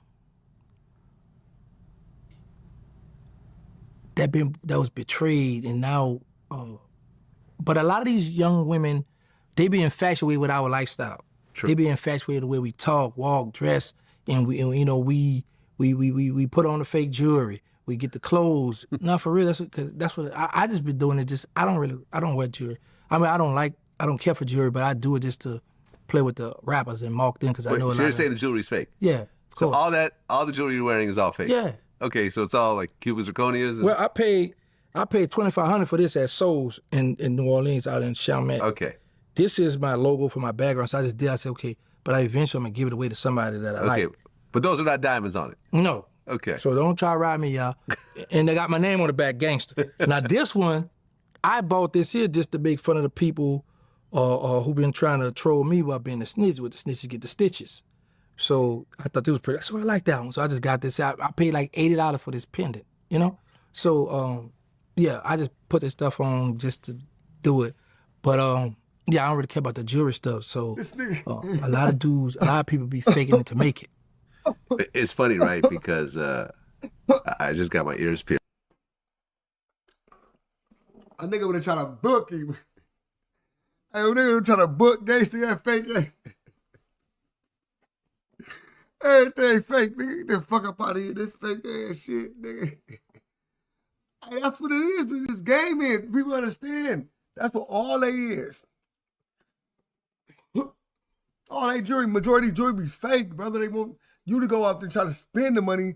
They could try to get that type of jewelry so you can go broke. While they make some fake shit, make it look good. And they get them free shit. While you try to get there and be broke. What's the deal? What's the deal? Yesterday, actually. And shut up, I'm going to get some diamond earrings. So I called up my jeweler. Bitch. And I'm like, okay, how much? Like, number one, what kind of earrings should I get? He's like, probably like for you, like 2 carats in each ear, right? I said, okay, cool. How much is that going to cost? You know, good quality earrings, $40,000 for both. Okay, so what if I go with the man-made diamonds, same size, $2,000? That's too much. I found 38, and he said, you know, to the human eye, you cannot tell the difference. You can't. You'd have to put into a machine. Or that little diamond tester thing, right? Yeah, or the diamond tester. I But found even the these in my diamond car. testers will even say it's the real thing. Because it actually is a real diamond. It's just made, Yeah. you know, by a person. Yeah, I had a guy who he left jewelry in my car for like a couple of months. I went in that little thing you lift up, and I'm looking in. I saw a box. I go in there, and these earrings. I said, "Oh, he left these," but it was like about 6-7 months he had left them in my car. I said, well, I'm gonna wear these. So I just found these in my car a few days ago, like a week Okay. ago. So I just put them in there. So, but they belong to the other guy. Yeah. Well, if he wants it back, he can call They you. was Mike. brand new. He didn't want them no more because I guess he had other jewelry, but he left these okay. in there. I guess because he didn't like how they look. So I put them on, wore them, and yeah, I saw this female. I was by this female. She said, I don't like them. I said, you know. I said, why? She said, I just don't like it. I said, well, I like it. She said, well, I got to keep looking at them. I said, well, close your eyes. Yeah, she said she ain't like them, but yeah, man, I'm not. Even if I had the money to do it, I would never spend 40, 50 to 100,000 on jewelry. Yeah, you know, you say that now until 40 or 50,000 doesn't make a difference. No, let me tell you why it's gonna always make a difference for me. Say it now. Let me tell you why it's gonna make a difference for me, Vlad. But then you gotta keep in mind, I come up in drug money, so I've always had a chance to have that. But the thing is, I look at once all my other money run out, because I've seen how I've been running through money now, and I'm not a millionaire. So I see how these millionaires run out of money. So now when you spending all this money for the jewelry, somebody rob you. Or one of them girls or somebody steal it from you in a hotel. Okay. Well, this is why you get insurance. Man, anybody know about all that. All my watches are insured. Vlad, Every that's last one. different with you. You got a whole brand. Brand or no brand, you can insure your jewelry. No, that's not what I'm And talking when about. they get stolen, you file a police report, Okay. and you take it to the insurance company, and you have an appraisal, and they'll give you most of what you paid for it. So if you have $40,000 earrings, what they'll probably do is actually replace those earrings. They'll give you another set of earrings that are the same clarity, same size, and so forth. If it's something that can't really be replaced, they'll give you, let's say, 85% of the money. So if you have a $100,000 custom chain, they'll give you $85,000. So it's not a total loss. Now listen, Vlad, the average guy buying jewelry don't think like how you think. Well, they should, But because they don't. We can't it's a go lot off of money. sure. We got to go off what they doing, Vlad. Right, listen, but everything I have is, I have gold chains. I don't insure those. They're worth a few $1,000s. It's not worth it to keep. Why you don't insure those? They could be, you A couple spend money. $1,000s. I worry more about the big ticket items. Yeah. If I lose a couple thousand, I'm not going to cry about it. If I lose, my Richard Mille watch, I'm going to cry about Look it. at that, man. It's stuff. Right. I'm just not going to do it, Vlad. I would prefer to invest in land or get me some houses to rent out.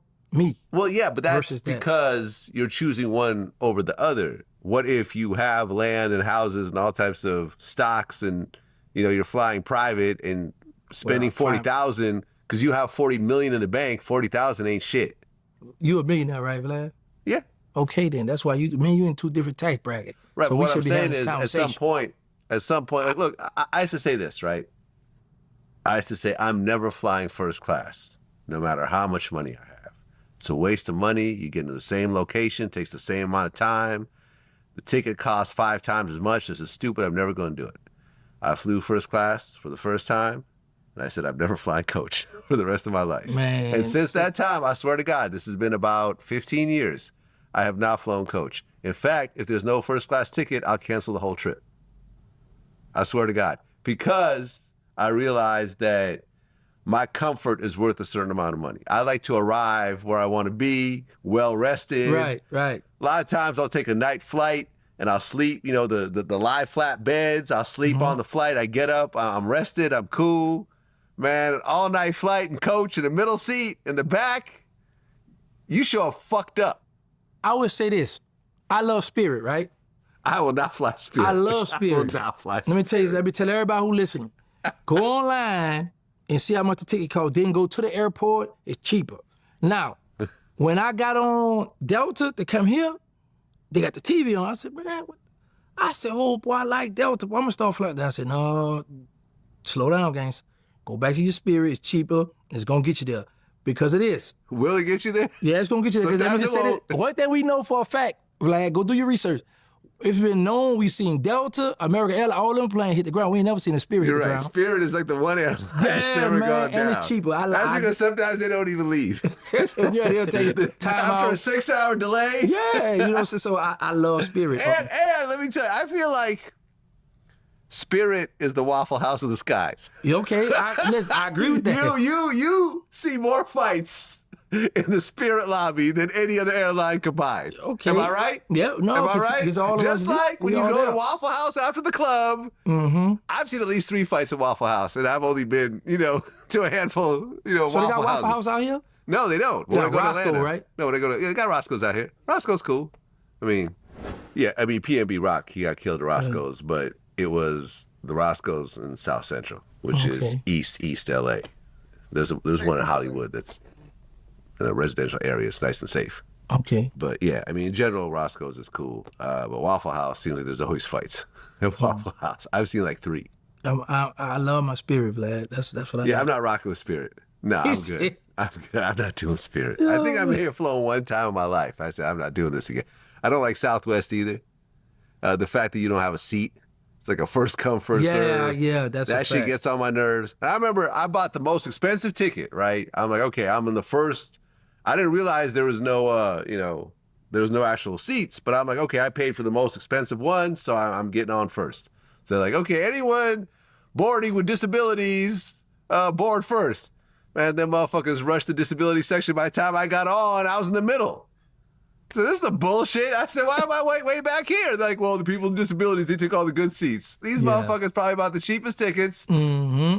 Yeah, that's what I love. Faked a limp and walked in there. That's right. Give me a wheelchair. Bring me in. Yeah, man, that's how I did it. That's the hustle. Yeah, and like I said, you're gonna get where you gotta go. So I ride anybody though, for real, but I gotta go with the cheapest though. I gotta go with the cheapest for that. I got to. Well, the Max B case was interesting because this girl, she was a stripper. She was dating Max B. Met some dude at the strip club. What's the deal with how you feel? How you feeling? What's going on with y'all, bro?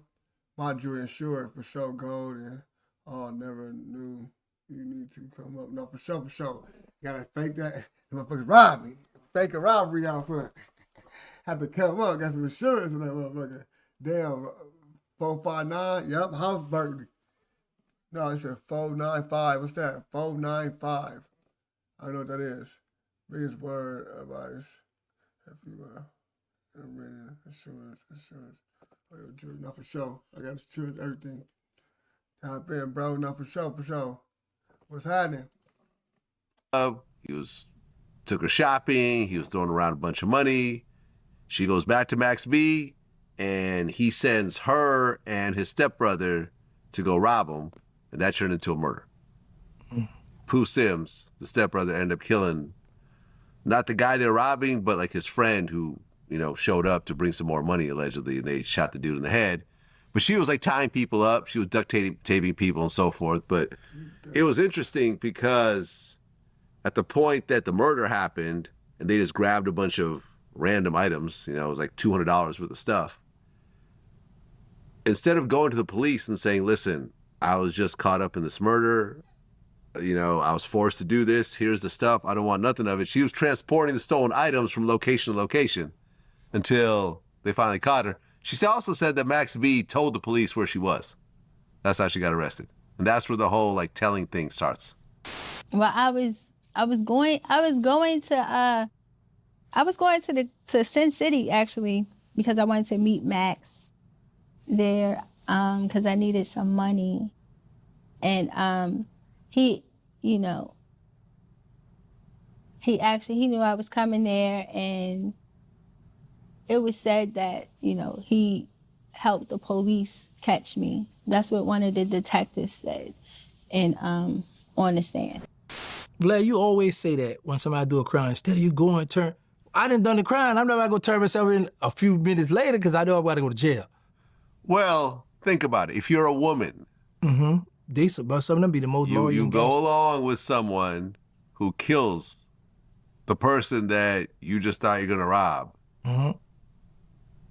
In that situation, if she had turned herself in right away, if they didn't have to go look for her, she could say, yes, we went there to go rob somebody, but I don't know nothing. The murder was out of my hands, and he forced me, he threatened me, he told me to duct tape everyone, everything else like that. I turned into a victim myself. Because she was even saying when she was duct taping the girl, was like, listen, I'm scared too. Just please, just go along with this so they could he can have, because he was like pistol whipping everybody and so forth.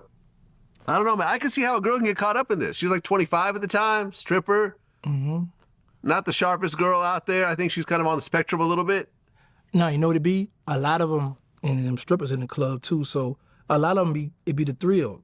like, I'm about to go hang out with these dude. We're gonna pull this crime. And then once they get caught, years later, they realize like that was something stupid I did. Yeah. I should have never done that. But when she say that Max B told the people where she was at, what proof she have? The arresting officer told her that, and then he took the stand and said that on the stand. Who? The officer. Oh, he said, oh, this guy told me to do. Yeah. Yeah. Yeah, and what was interesting about that also was that when she got arrested, she told him everything. But she said, well, I didn't realize that I was cooperating because I thought you had to like write a statement and sign it. I didn't realize that just talking is cooperating. And I said, well, have you ever heard the term, anything you say can and will be used against you? She's like, yeah, I just wasn't thinking about that at the time. What they did while I was talking, not formally giving a statement, but talking, they had a tape recorder that I did not know about, and they were recording, and they were actually taking advantage of the fact that, you know, they wasn't in, you know, we wasn't in a real jurisdiction, like we were in New York, but it was, they were taking advantage, basically. Like we were in New York and it was New Jersey.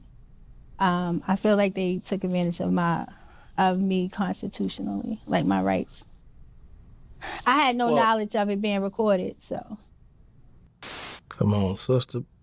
But so has she spoken with him since they been home? I don't think so. She got out. She got 16 years. Rights, guys. Her constitutional rights. Did 13. He got 75, which turned to 20, which turned it to 16. So they been home around the same time now? She got home like 3 years before him. Oh, okay. So she been out. Okay, Yeah. okay. He got out, got married to some white girl, and you know. You know they don't like that either. Now. I done all this time. You went married her. No, I think you know. She was saying how they were still writing each other and stuff like that. Like I feel like she was like in love with him, and he kind of. So let me ask you this: so the police got on the stand and said, yeah, he told us where she was at. That's how we was able to locate her. Correct. Okay. So she's aware of this, but while they was incarcerated, they still writing each other. Yeah, baby, I love you. Yeah. So she accepted all that. Yeah. But now he come home, marry a white woman. Now Mad Day, it all floods out. Yeah, he told on me. He ain't right. Man, this. She wasn't even really like that though. She wasn't like mad at him. She just said, well, you know, when I was arrested, this is what they told me. And then the officer took the stand and said that on the stand as well. It's a little bit of a weird story because if you're involved in a crime, why would you tell the police where one of the perpetrators, where your co-defendant is, especially a girl, knowing that she'll probably lose her shit and start to cooperate? Wouldn't you try to hide that person? Yeah, that was I don't the know. weakest link. You're like, oh no, I ain't gonna let her get caught, but she gonna tell everything. Yeah, I mean, there's also the whole thing of him allegedly cooperating against his stepbrother, Pooh Sims. But I remember Moschino brought up that Pooh Sims already got life plus 35 years. So what are you getting out of your cooperation? Like, what are the police getting over someone who's already been sentenced to life? Why would he have to cooperate against the other guy if they both already sentenced already? Well, how do you go from 75 years to 20? I'm saying, but if he already got life, what do you testifying against him about? Yeah, but I'm saying, it's like, all right, say I got 75 I see what years. you're saying. What's the win? Yeah, what's the win? You for got the life DA? already. I got 75 years. What am I telling you about what? You got life already. What the fuck am I telling you about? But he's solving now the crime. Well, there's only one crime. It's a murder. Mm-hmm. He was convicted of it. He's doing life plus 35. Okay. I spoke to him, by the way. Okay, what did he say? Well, he's maintaining his innocence. He wants to do an interview, but he's going to say he didn't do it. I mean, he shot someone in the head with 3 witnesses. All 3, I believe, cooperated. You gonna interview him? Yeah. Yeah. I just don't know how it's going to go. What you mean you don't know how it's gonna go? Well, he's going to deny it, right? Mm-hmm. But in my mind, he did it. So, Why you feel like he did? Because the people say he did it? Well, everyone went to court. Everyone got convicted. People took the stand. He didn't kill everyone in that room. He killed one guy. There was another guy and a girl that was in that room, and Gina, the co-defendant. So I'm saying he killed someone with 3 witnesses, all 3 of which cooperated and said he did it. So Vlad, man, let me get this straight. So when he do the interview with you, you want him to admit? No, I do not. I do not want him to admit I was that. like, he still got appeals. He still He's got. working on an appeal. So I just don't know how it's going to go. I don't know what we're going to talk about. Yeah. We I'm talk not about sure. what I'm he been not going sure. through these last 20 years or something. The struggle, everything. He go in prison. You know, he might go back to the crime and be like, he might put the lady in his place and him in her place. Yeah, where he maybe timed, he's she going to shot say her. that she's the shooter. Yeah, he might Maybe. do that. Hey, okay, that's cool. He said, It won't matter at this point. I mean, she's already out, right? Big fact. She pled guilty. She didn't go to court. She pled Okay. guilty. She got 16 years for pleading guilty. And this is what I mean. Had she just went to the police right away, she could have probably maybe gotten 5 years. I don't think they would have hit her with 16. But you know, at the time, like sometimes, like the people having jobs, be having stuff going on, so you be like, man, I don't want to go to jail right now. Or you know, I can't. Who wants to go to jail right now? Nobody. That's what I'm trying to tell you. Is So, anyone ever ready to go to jail? well, you got someone be like, yeah, let me go get it over with. I'm just gonna go right now. You got me right now. But the ones who got a job, who got a responsibility, be like, man, let me do it like another month or two to get myself together. Then I'm gonna turn myself in, or then I'm gonna go do that. So it could be that situation too. But man, I'm happy that she home, living her life. man. Max B home, living his life. French Montana got him. Stay scheming. So they Yeah. hanging out. You know, Yeah. he's doing his song, his shows. So these people showing him love. Well, you know, you live in Dallas right now. Love it. I just interviewed Go Yayo, Oh yeah? and he just got arrested. Yeah, he said he wanted to go hang out with his little homie. I was Yeah, looking at that. he had went on social media and said that I miss jail. I want to go hang out with some of my friends. I just want to do a little short bid to go see my friends. And right after that, he gets arrested on marijuana and evading arrest charges. I like Go Yayo, man. I like him. I had done an interview with him way back, and then when he got out, he drove from Dallas to here. I was about to do that. You remember Yeah, I told and you I that? told you were crazy. I just I like said, to hit "You're the tripping." road. No, I said, you're tripping, Terrance. You're tripping. I And drove you know what 18 happened at the end? You flew out. that's because it was one reason because I know I had to do something else. But I drove to Detroit the other day, 18 hours there and back by myself. Go Yayo told me why he drove. Oh, see, that's something different. It's See, a whole different reason. Yeah, I'm on hold. Yeah, I know how they got to drive. Yeah, but you can put the pieces together. Right, right. Because he was late. Now I'm like, yo, my man, we've been waiting. He's like, I'm like, the guy to drive here. I said, why? And he told me. I said, all right, I get it. But see, this the thing though, Vlad, with me. I don't agree with it, but I get it. And I'll tell you what it is off. But I think you've already figured out Yeah, what it is. yeah. Yeah, exactly. But I don't care, like I did 23 years, 10 months in prison. I don't care how bored I get out here. I never want to go back and see my home. Like, let me tell you what I get frustrated with now. When I go on social media, when I see the dudes in jail frying food and rapping and doing, I be like, oh, I'm sick of it. I didn't, half my life, I turn it off now, you know what I'm saying? So, man, I don't know what, was he might have was on them pills, or might have was on something to say he want to go do some time, man. Ain't nobody want to go check in no jail. But it could have saved his life as well, though. Somebody might was going to do a drill that day, and okay, he in jail, so he missed it. So you can look at that, but I don't want to volunteer to go back to jail. No, indeed, it's too many women, too much stuff out here. Yeah, no. I was just in a restaurant, in the hotel I'm in, down in the restaurant, eating that expensive stuff, watching stuff I don't like, basketball or college basketball. I'm just hanging out with the people, you know? Well, Big U is still locked up. He was representing himself at one point, which I hope he doesn't do. But he's facing a whole bunch of charges. Shout out to Brick Baby also. Oh, I'm gonna say shout out to Big U. I never got a chance to meet Brick Baby, but I had he was a regular on my show before he got locked up. Okay, yeah, I talk with But I know Big Big U. U. Me and Big U have been cool for years. He did an interview. We kept in contact. Mm-hmm. That shit was sad, man. I mean, do you think there's any chance he can walk away from this? No. Why? Because 99% of the time when the feds got you by the balls, they got you. And when you got too many co-defendants, what happens is the feds gonna dangle in your face, look, you're looking at a life sentence. However, we'll give you a year or we'll give you 2 years. So guys will go to plan in their mind like, man, I'm just gonna go and give him this information, hoping Big U don't go to trial, because if he don't go to trial, he not gonna know I gave all this information on him, and then they're gonna give me a 5K1 and cut my time, and I'm gonna be able to go to these, because the Fed have changed, whereas there are a lot of yards now where pedophiles, dropout gang members, snitches, everybody can walk the same yard. So they got different prisons now that they could go to now. So they gonna look at me, I'm gonna go over here, and then I'm just gonna move somewhere else.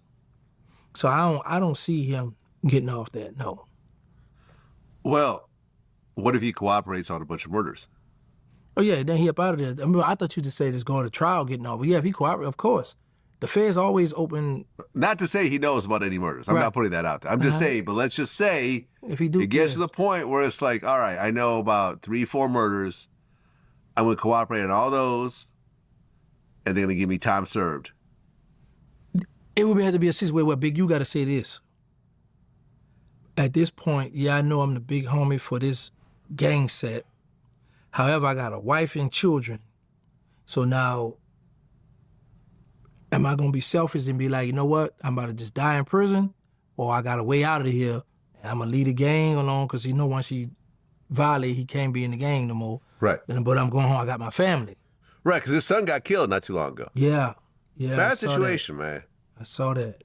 Big U's a cool dude, man. Like, I literally, like, I'm reading through these, through the indictment, and he's extorting this and doing that, and I'm like, I mean, he could have really tried to extort me if he wanted to. There's never been any of that. Here I am, I'm in LA, I'm dealing with other gang members and doing interviews and making money out here and moving around. He could have, hey, listen, I'm gonna make sure you're good out here. I'm gonna give you some, make sure none of these dudes fuck with you, but you're gonna have to kick back this and blah, blah, blah. Never had this type of conversation, ever. I swear to God. So hearing all these charges, I'm like, is this really true? Or are they just throwing everything at, in the paperwork, hoping that he'll just take the plea deal or cooperate? If they offer him 20, I see him taking that. 30, maybe, but if he got more than one murder there, they're gonna try to give him at least 35 to 40 offer. He's about 55 years old. Yeah. Get out of 75. That's the problem, it's the age. If he was 25, all right, take that 20. Because I always say, like, look at Big Meech and Southwest T. They took 30-year plea deals. Everyone thought, they were stupid. Oh, how are you going to take that much time? They're both home. Yeah, enjoying life. Enjoying life. But see, they had just drugs. They didn't have no violence.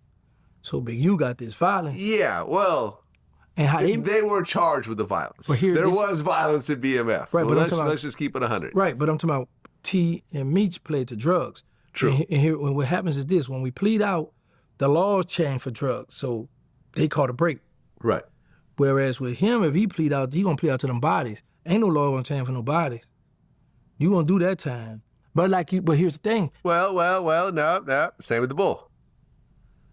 But Sammy cooperated. That's what I'm saying. 19 bodies. Right. Time served. No, I think he got time served. Yeah, I'm set to go do an interview with Sammy. Yeah. But here's the thing. What we talking about, what Big U is, if he plead out to get to that 75, but if he cooperate, he might be on tomorrow. But do he want to go through that? Because he might like his name, his reputation, and stuff he got going on out here in Cali, where he know if he cooperate, that's over with. I put that blue flag down. So do you want to be the toughest guy in prison, or do you want to be home? Oh, he's not going to be the toughest guy in prison. That's going to change. I mean, right, he might older. be one of them, but he older. But they got them little youngsters. Them little youngsters ain't playing. And then the other little homies, they sending like 5, 6, 7 guys at you with them knives. So they going to break all that down. And especially if he come on down south or somewhere else where the Crips not deep at, that's over with. That's over with, lad. So that federal is a different animal, but I'm hoping he make it out. Because like I said, I had a chance to talk with him on the phone. Real cool guy, And when I was going to go to No Jumper, it's at the time me and Wack was going through it. He was going to have his son and a few other Crips to come pull up to hold me down. But then I was like, nah, because then I don't want to get in bed with no Crips, and then I don't want nobody be thinking like I'm like you doing a saw press on old gangsters. Yeah. I said, nah. Me and Wack were on bad terms for 10 years. Mm-hmm. I could have easily gone to one of my gang-related people and said, hey, listen, can you handle this for me? But now I'm in bed with that guy. Yeah. And now it turns into a soft extortion. Okay, now you owe me some favors, whatever else. So I just said, I'll just hire security, real security, and I let them know that me and Wack got problems. And, you know, I think there was maybe 1 or 2 times that we were in close proximity. I just told him, and that was that. But I always felt like I'd rather pay for this myself than get it free from someone else, and it's not going to be free. Yeah, It's going to be a much higher cost. Yeah, boy. And that's what I feel like Expensive. more of these guys need to start doing. Like, look, if you have a problem with someone, just hire security. Stop going to all these gang members and Homeboys and all this type of shit, and next thing you know, you owe them favors. You ride around, there's a dirty gun in the car. Like, I've had that. I'm not going to say his name, but one rapper in particular, we were out in New York together, and we were rolling around, and he said, yeah, I got a dirty gun on me right now. I'm like, God damn, if we get pulled over. Man, I'd have jumped up that car in. He said, I got a dirty girl. I'd have been catching the first cab. Man. No. It was in my car, though. Oh, he'd had to get up out of there. Yeah. I be scared when I be in the car with people with weed. Really? Yeah. Well, it depends where you are. I mean, out here it doesn't matter. Right, yeah. But They be telling me. Texas, it's still legal, right? No, ain't no weed legal out there. It's illegal out there. It's illegal. Yeah, that's what I'm saying. Yeah. Yeah. So even in certain states where we be going, I be like, weed legal, but I just don't want to get in trouble for nothing. I agree. So I be trying to stay clear of all that bull. I agree. Me too. You know, but I don't like jail. Yeah. I've been there once or twice. Where we at? Where we I did at? not enjoy myself. I didn't got used to being out here. We got about 50 more minutes of this shit. Let me see where we at this.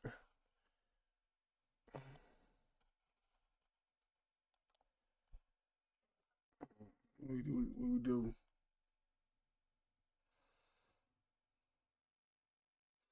Little soft 20. Little soft 20, all right.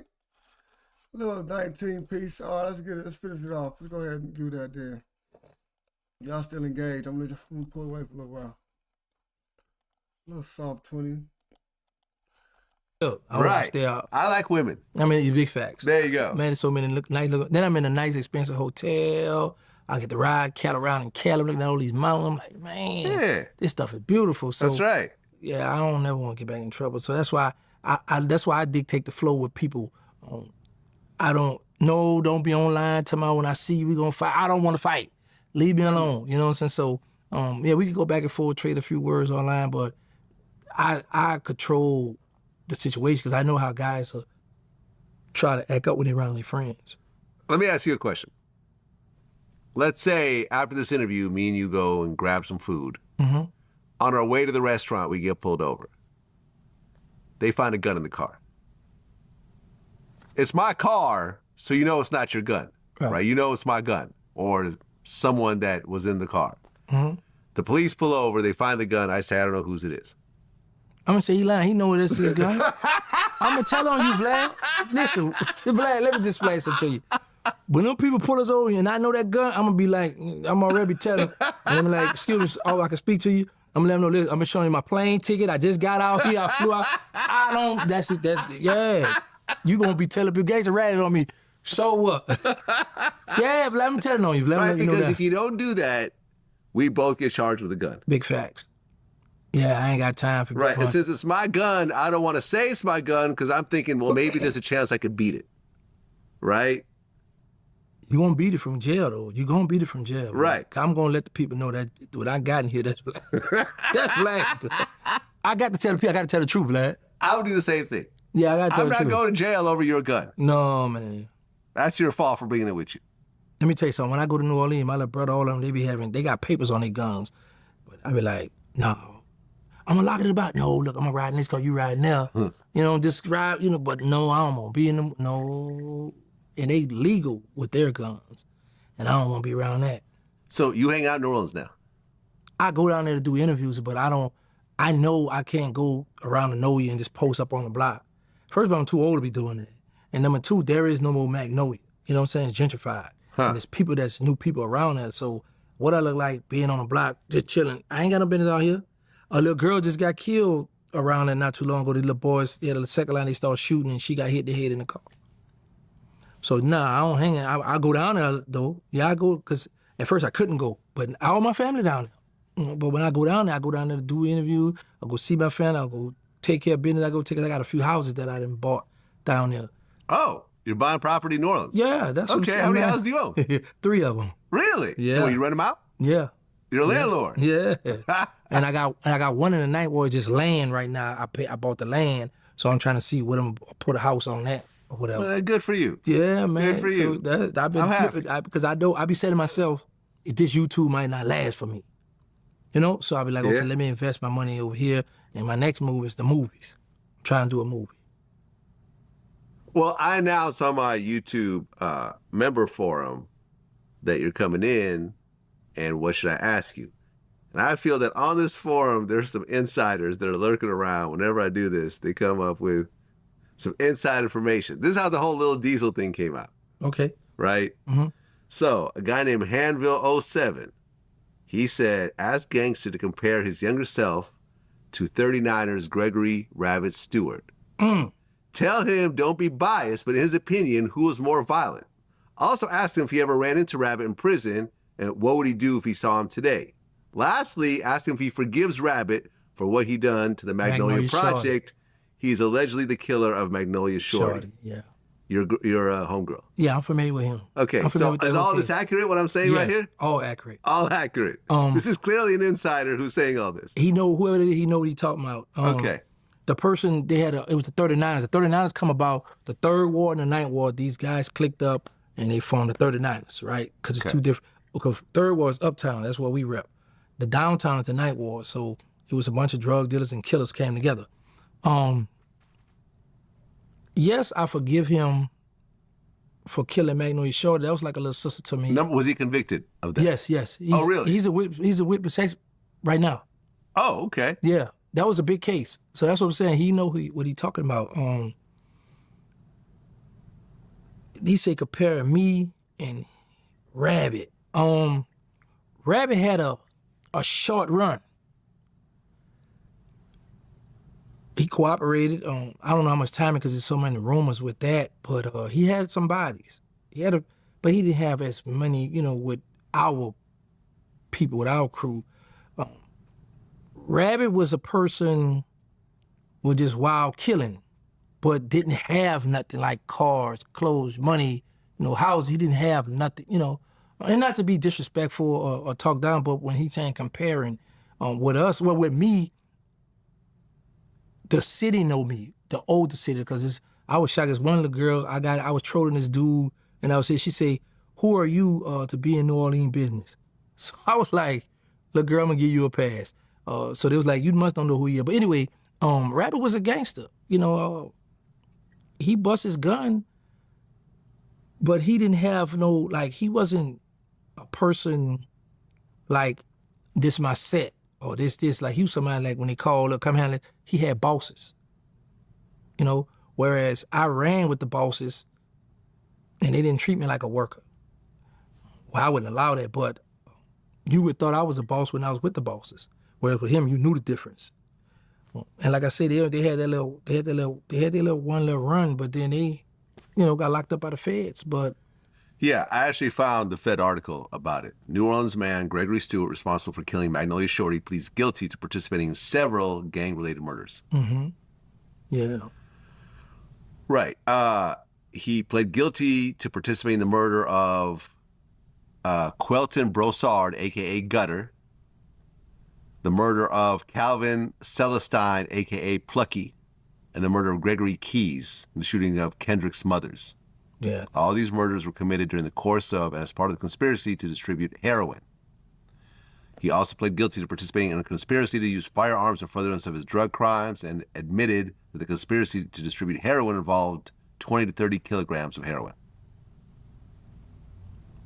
So that's 4 bodies. Well, hold on. So court documents reflect that Stewart admitted to being one of the 5 individuals responsible for the high-profile murders of bounce rapper Renette Lowe, a.k.a. Magnolia Shorty, and Jerome Hampton, a.k.a. Man Man, which occurred on December 20th, 2010. Mm-hmm. Who's Man Man? He's out I want to say he's out the Calio Project. Okay. So he allegedly was somebody that was supposed to be riding for Magnolia Slim, Soda Slim, when he got killed. But Man Man, and I don't know if they was married, him and Magnolia Shorty was married, or I knew they was going together. So I think they was targeting Man Man, and they hit her up because she was in the car with him. That's how she got killed. These other names that I mentioned, Gutter, Plucky. No, none of them. No. I didn't even know who Rabbit was because they all younger than me.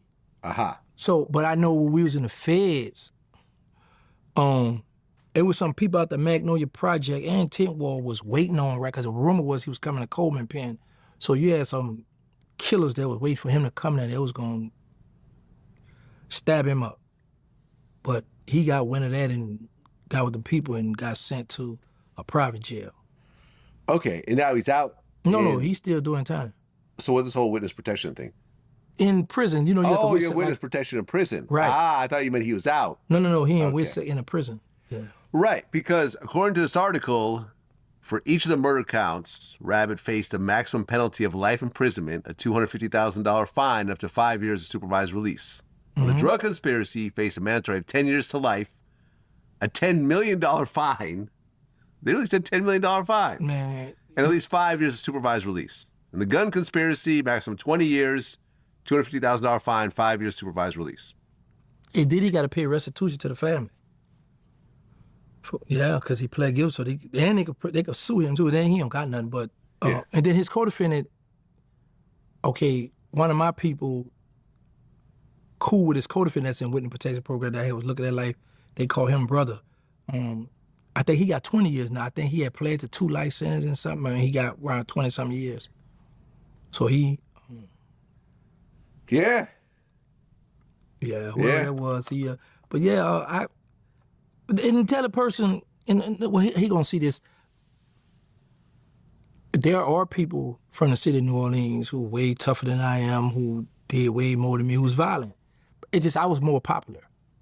Like I would ride around in my foreign cars, ride around throwing money. I was cool with a lot of people in different hoods where a lot of those killers like Rabbit, they couldn't go in certain hoods.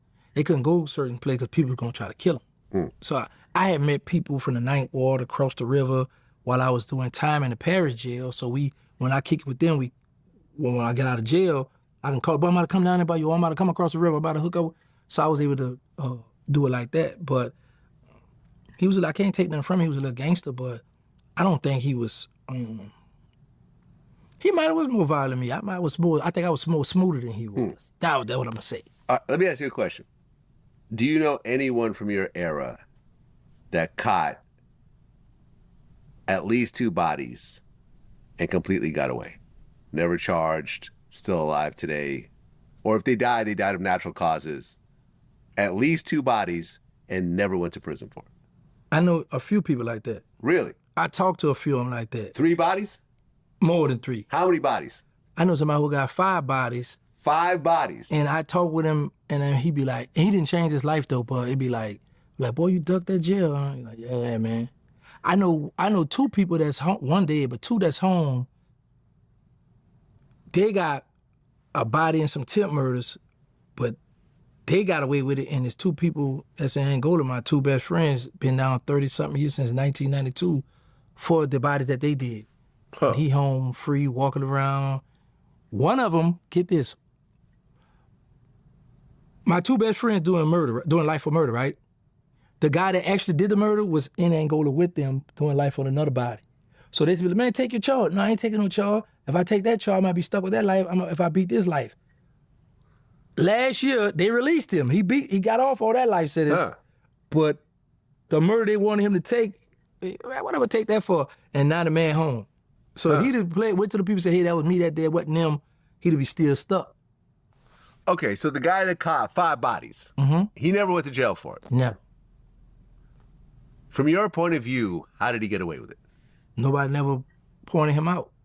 Nobody never snitched on him, but in the hood, we knew. So the fact that he caught 5 bodies, and if you know, other people know as well. You're not the only one that knows. Would you say that 10 people know? I don't know if 10 know, but 5 people know? I know at least 5. At least 5 people know about these 5 murders, and no one ever told on them. Yeah, but 2 people were they scared of them?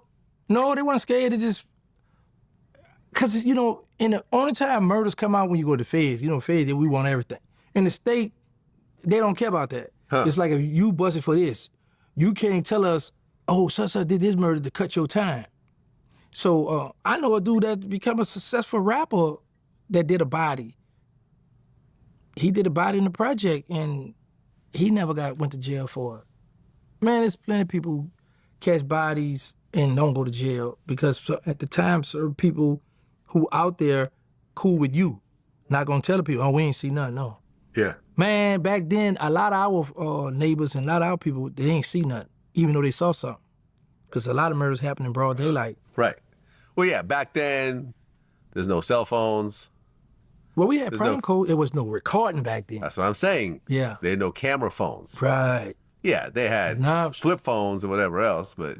And here's another thing, too, because I was just talking to somebody this morning about situations like that. Back then, if you got arrested for murder today, we go to get the police report, and we got your phone number, date of birth, social security number, where you work at, the statement you gave, even before the person get indicted. Yeah. Yeah, man. Yeah.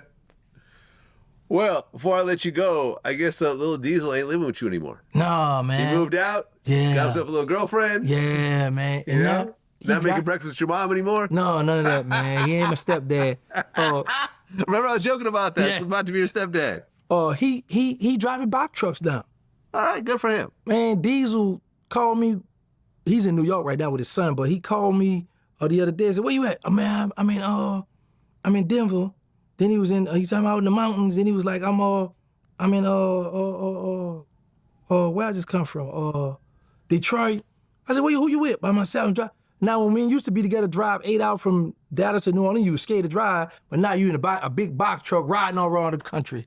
But yeah, he enjoying life, man. I'm happy for him. I told him I was coming here. He was like, for real? Oh, he wanted to come so bad, Vlad. And listen, the two of you are one of my success stories. Yeah, he wanted I to talk come. about it all the time.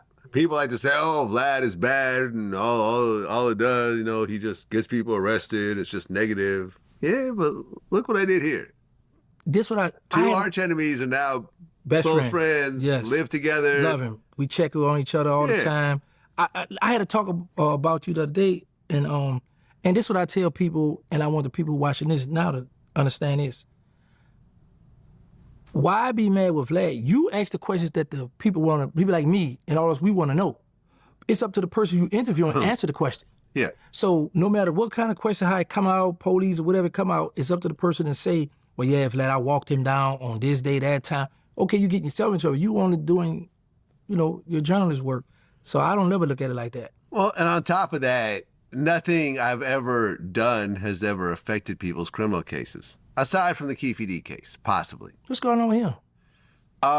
His case, he got into a fight in jail. So they, sentenced him to, I think 14 months in state prison. So they're letting him do that, and then they're going to bring him back, and then he's supposed to go to trial in August. So he got a year and something. He must have stabbed the person, beat the person bad for to get a year. I guess. I think it was just a fist fight, but I don't know, maybe not. Man, you got a year in jail for a fight? Yeah. Wow. Yeah, I don't know how bad it got. Maybe there was weapons involved. He had to, man, sure. to go to outside case. Before we go, I want to correct something. So there's this Instagram name. It's a person got called Terrance _Gangsta Williams. He had been trolling people. He had been doing a lot of stuff. So he contacted a female and threatened her, said all kind of stuff about doing stuff to her, having her beat up and all this. Her brother came in my DM, hey, don't put my sister in this beef, whatever y'all got going on, because, I got people where you live at, and, we were spinning up. So I had went to tunnel vision for a second. Only thing I just remember where we were spin. So I'm like, oh boy, you talking my language now, because now I'm like, okay, now you threatening me. I don't know your sister, I don't know what's going on, but I found out it's a different page. I only have one Instagram page called Terrance Gangsta Williams Home. I don't own no other burner pages. I don't troll people on fake pages, because if I'm going to say something about you, I'm going to say it because I want you to say something about me so I can come up off you. But I wanted to make that clear because I know a lot of people. Hey, just like I did the Bloods earlier, bro. I came up for the Bloods earlier. They hot as hell at me. Hey, Bloods, I was just trolling y'all niggas. You niggas want to get mad now at me. You niggas was mad. They still mad. They nigga about fuck you. Watch Vlad. And people been asking me, when you going back on Vlad? I said, man, I don't know. But yeah, I want to make that clear because that could have been something violent, and come to find out, the people at Uncut barbershop in New Orleans, they knew him, so they got us on the phone and we was able to talk. And I'm like, bro, that's not my pay. I don't know nothing, what was going on. shout out to the Village 615, good dude, and also check this NOLA vlog. So they've been very helpful. And you know my bro Crypto Jeezy, he came in New York, you met him. But yeah, I wanted to make that clear that I don't have no other fake page burner, because you got guys, they send it to me and I see people from New Orleans who don't like me talking to this person thinking that's really me. So, And I'm like, you know my page, you know how many followers I got. So I'm like, well, these people crazy, but I just want to make that clear. I only have one Instagram page. If I'm going to say something about somebody, if I'm going to troll somebody, it's going to be from my page. Terrance Gangsta Williams home. Not all them other fake pages, Terrance _ all this. I only have one page, one Instagram page, and it's at like 82,000 subscribers, whatever, or followers. 82,000 followers. That's my page. My Facebook page is Terrance Emmanuel Williams. Only one Facebook page. I don't have no other Facebook page.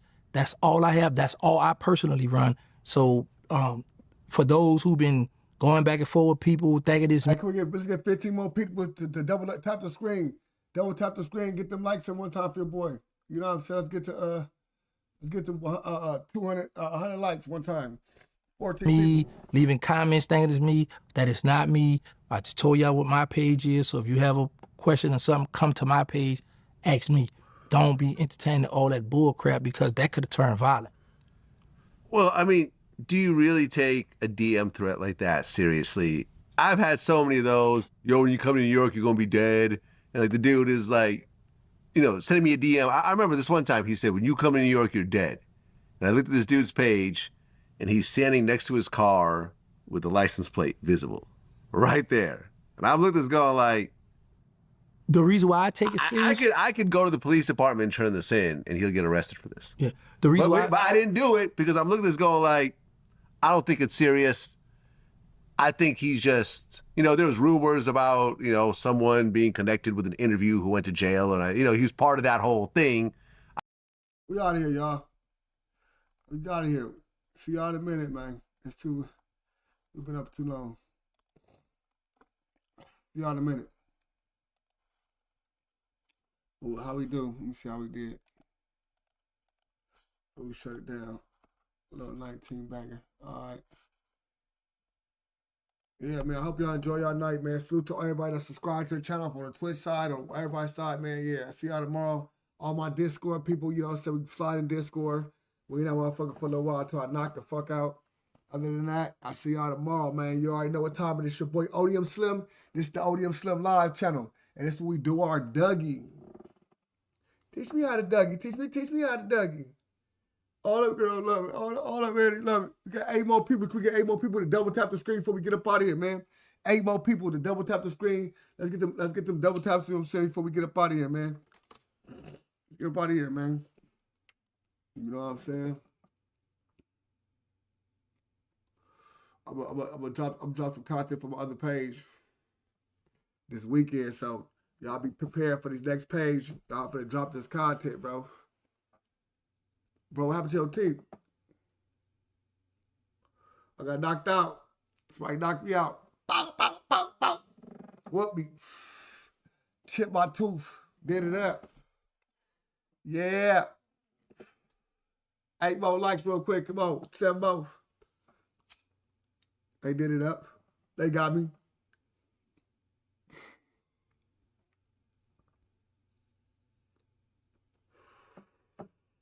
Double tap the screen one time. Pop out.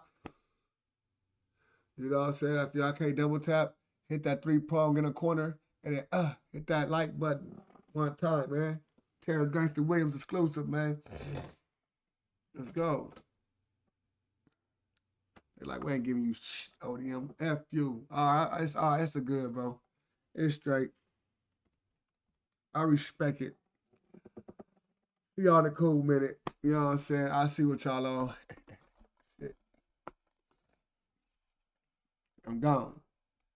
It's all good. Nah, for sure. I just popping it. Nah, that nigga, my TV, I'll tell y'all a story one day. And it's to keep telling it over and over and over again. Might as well make some money.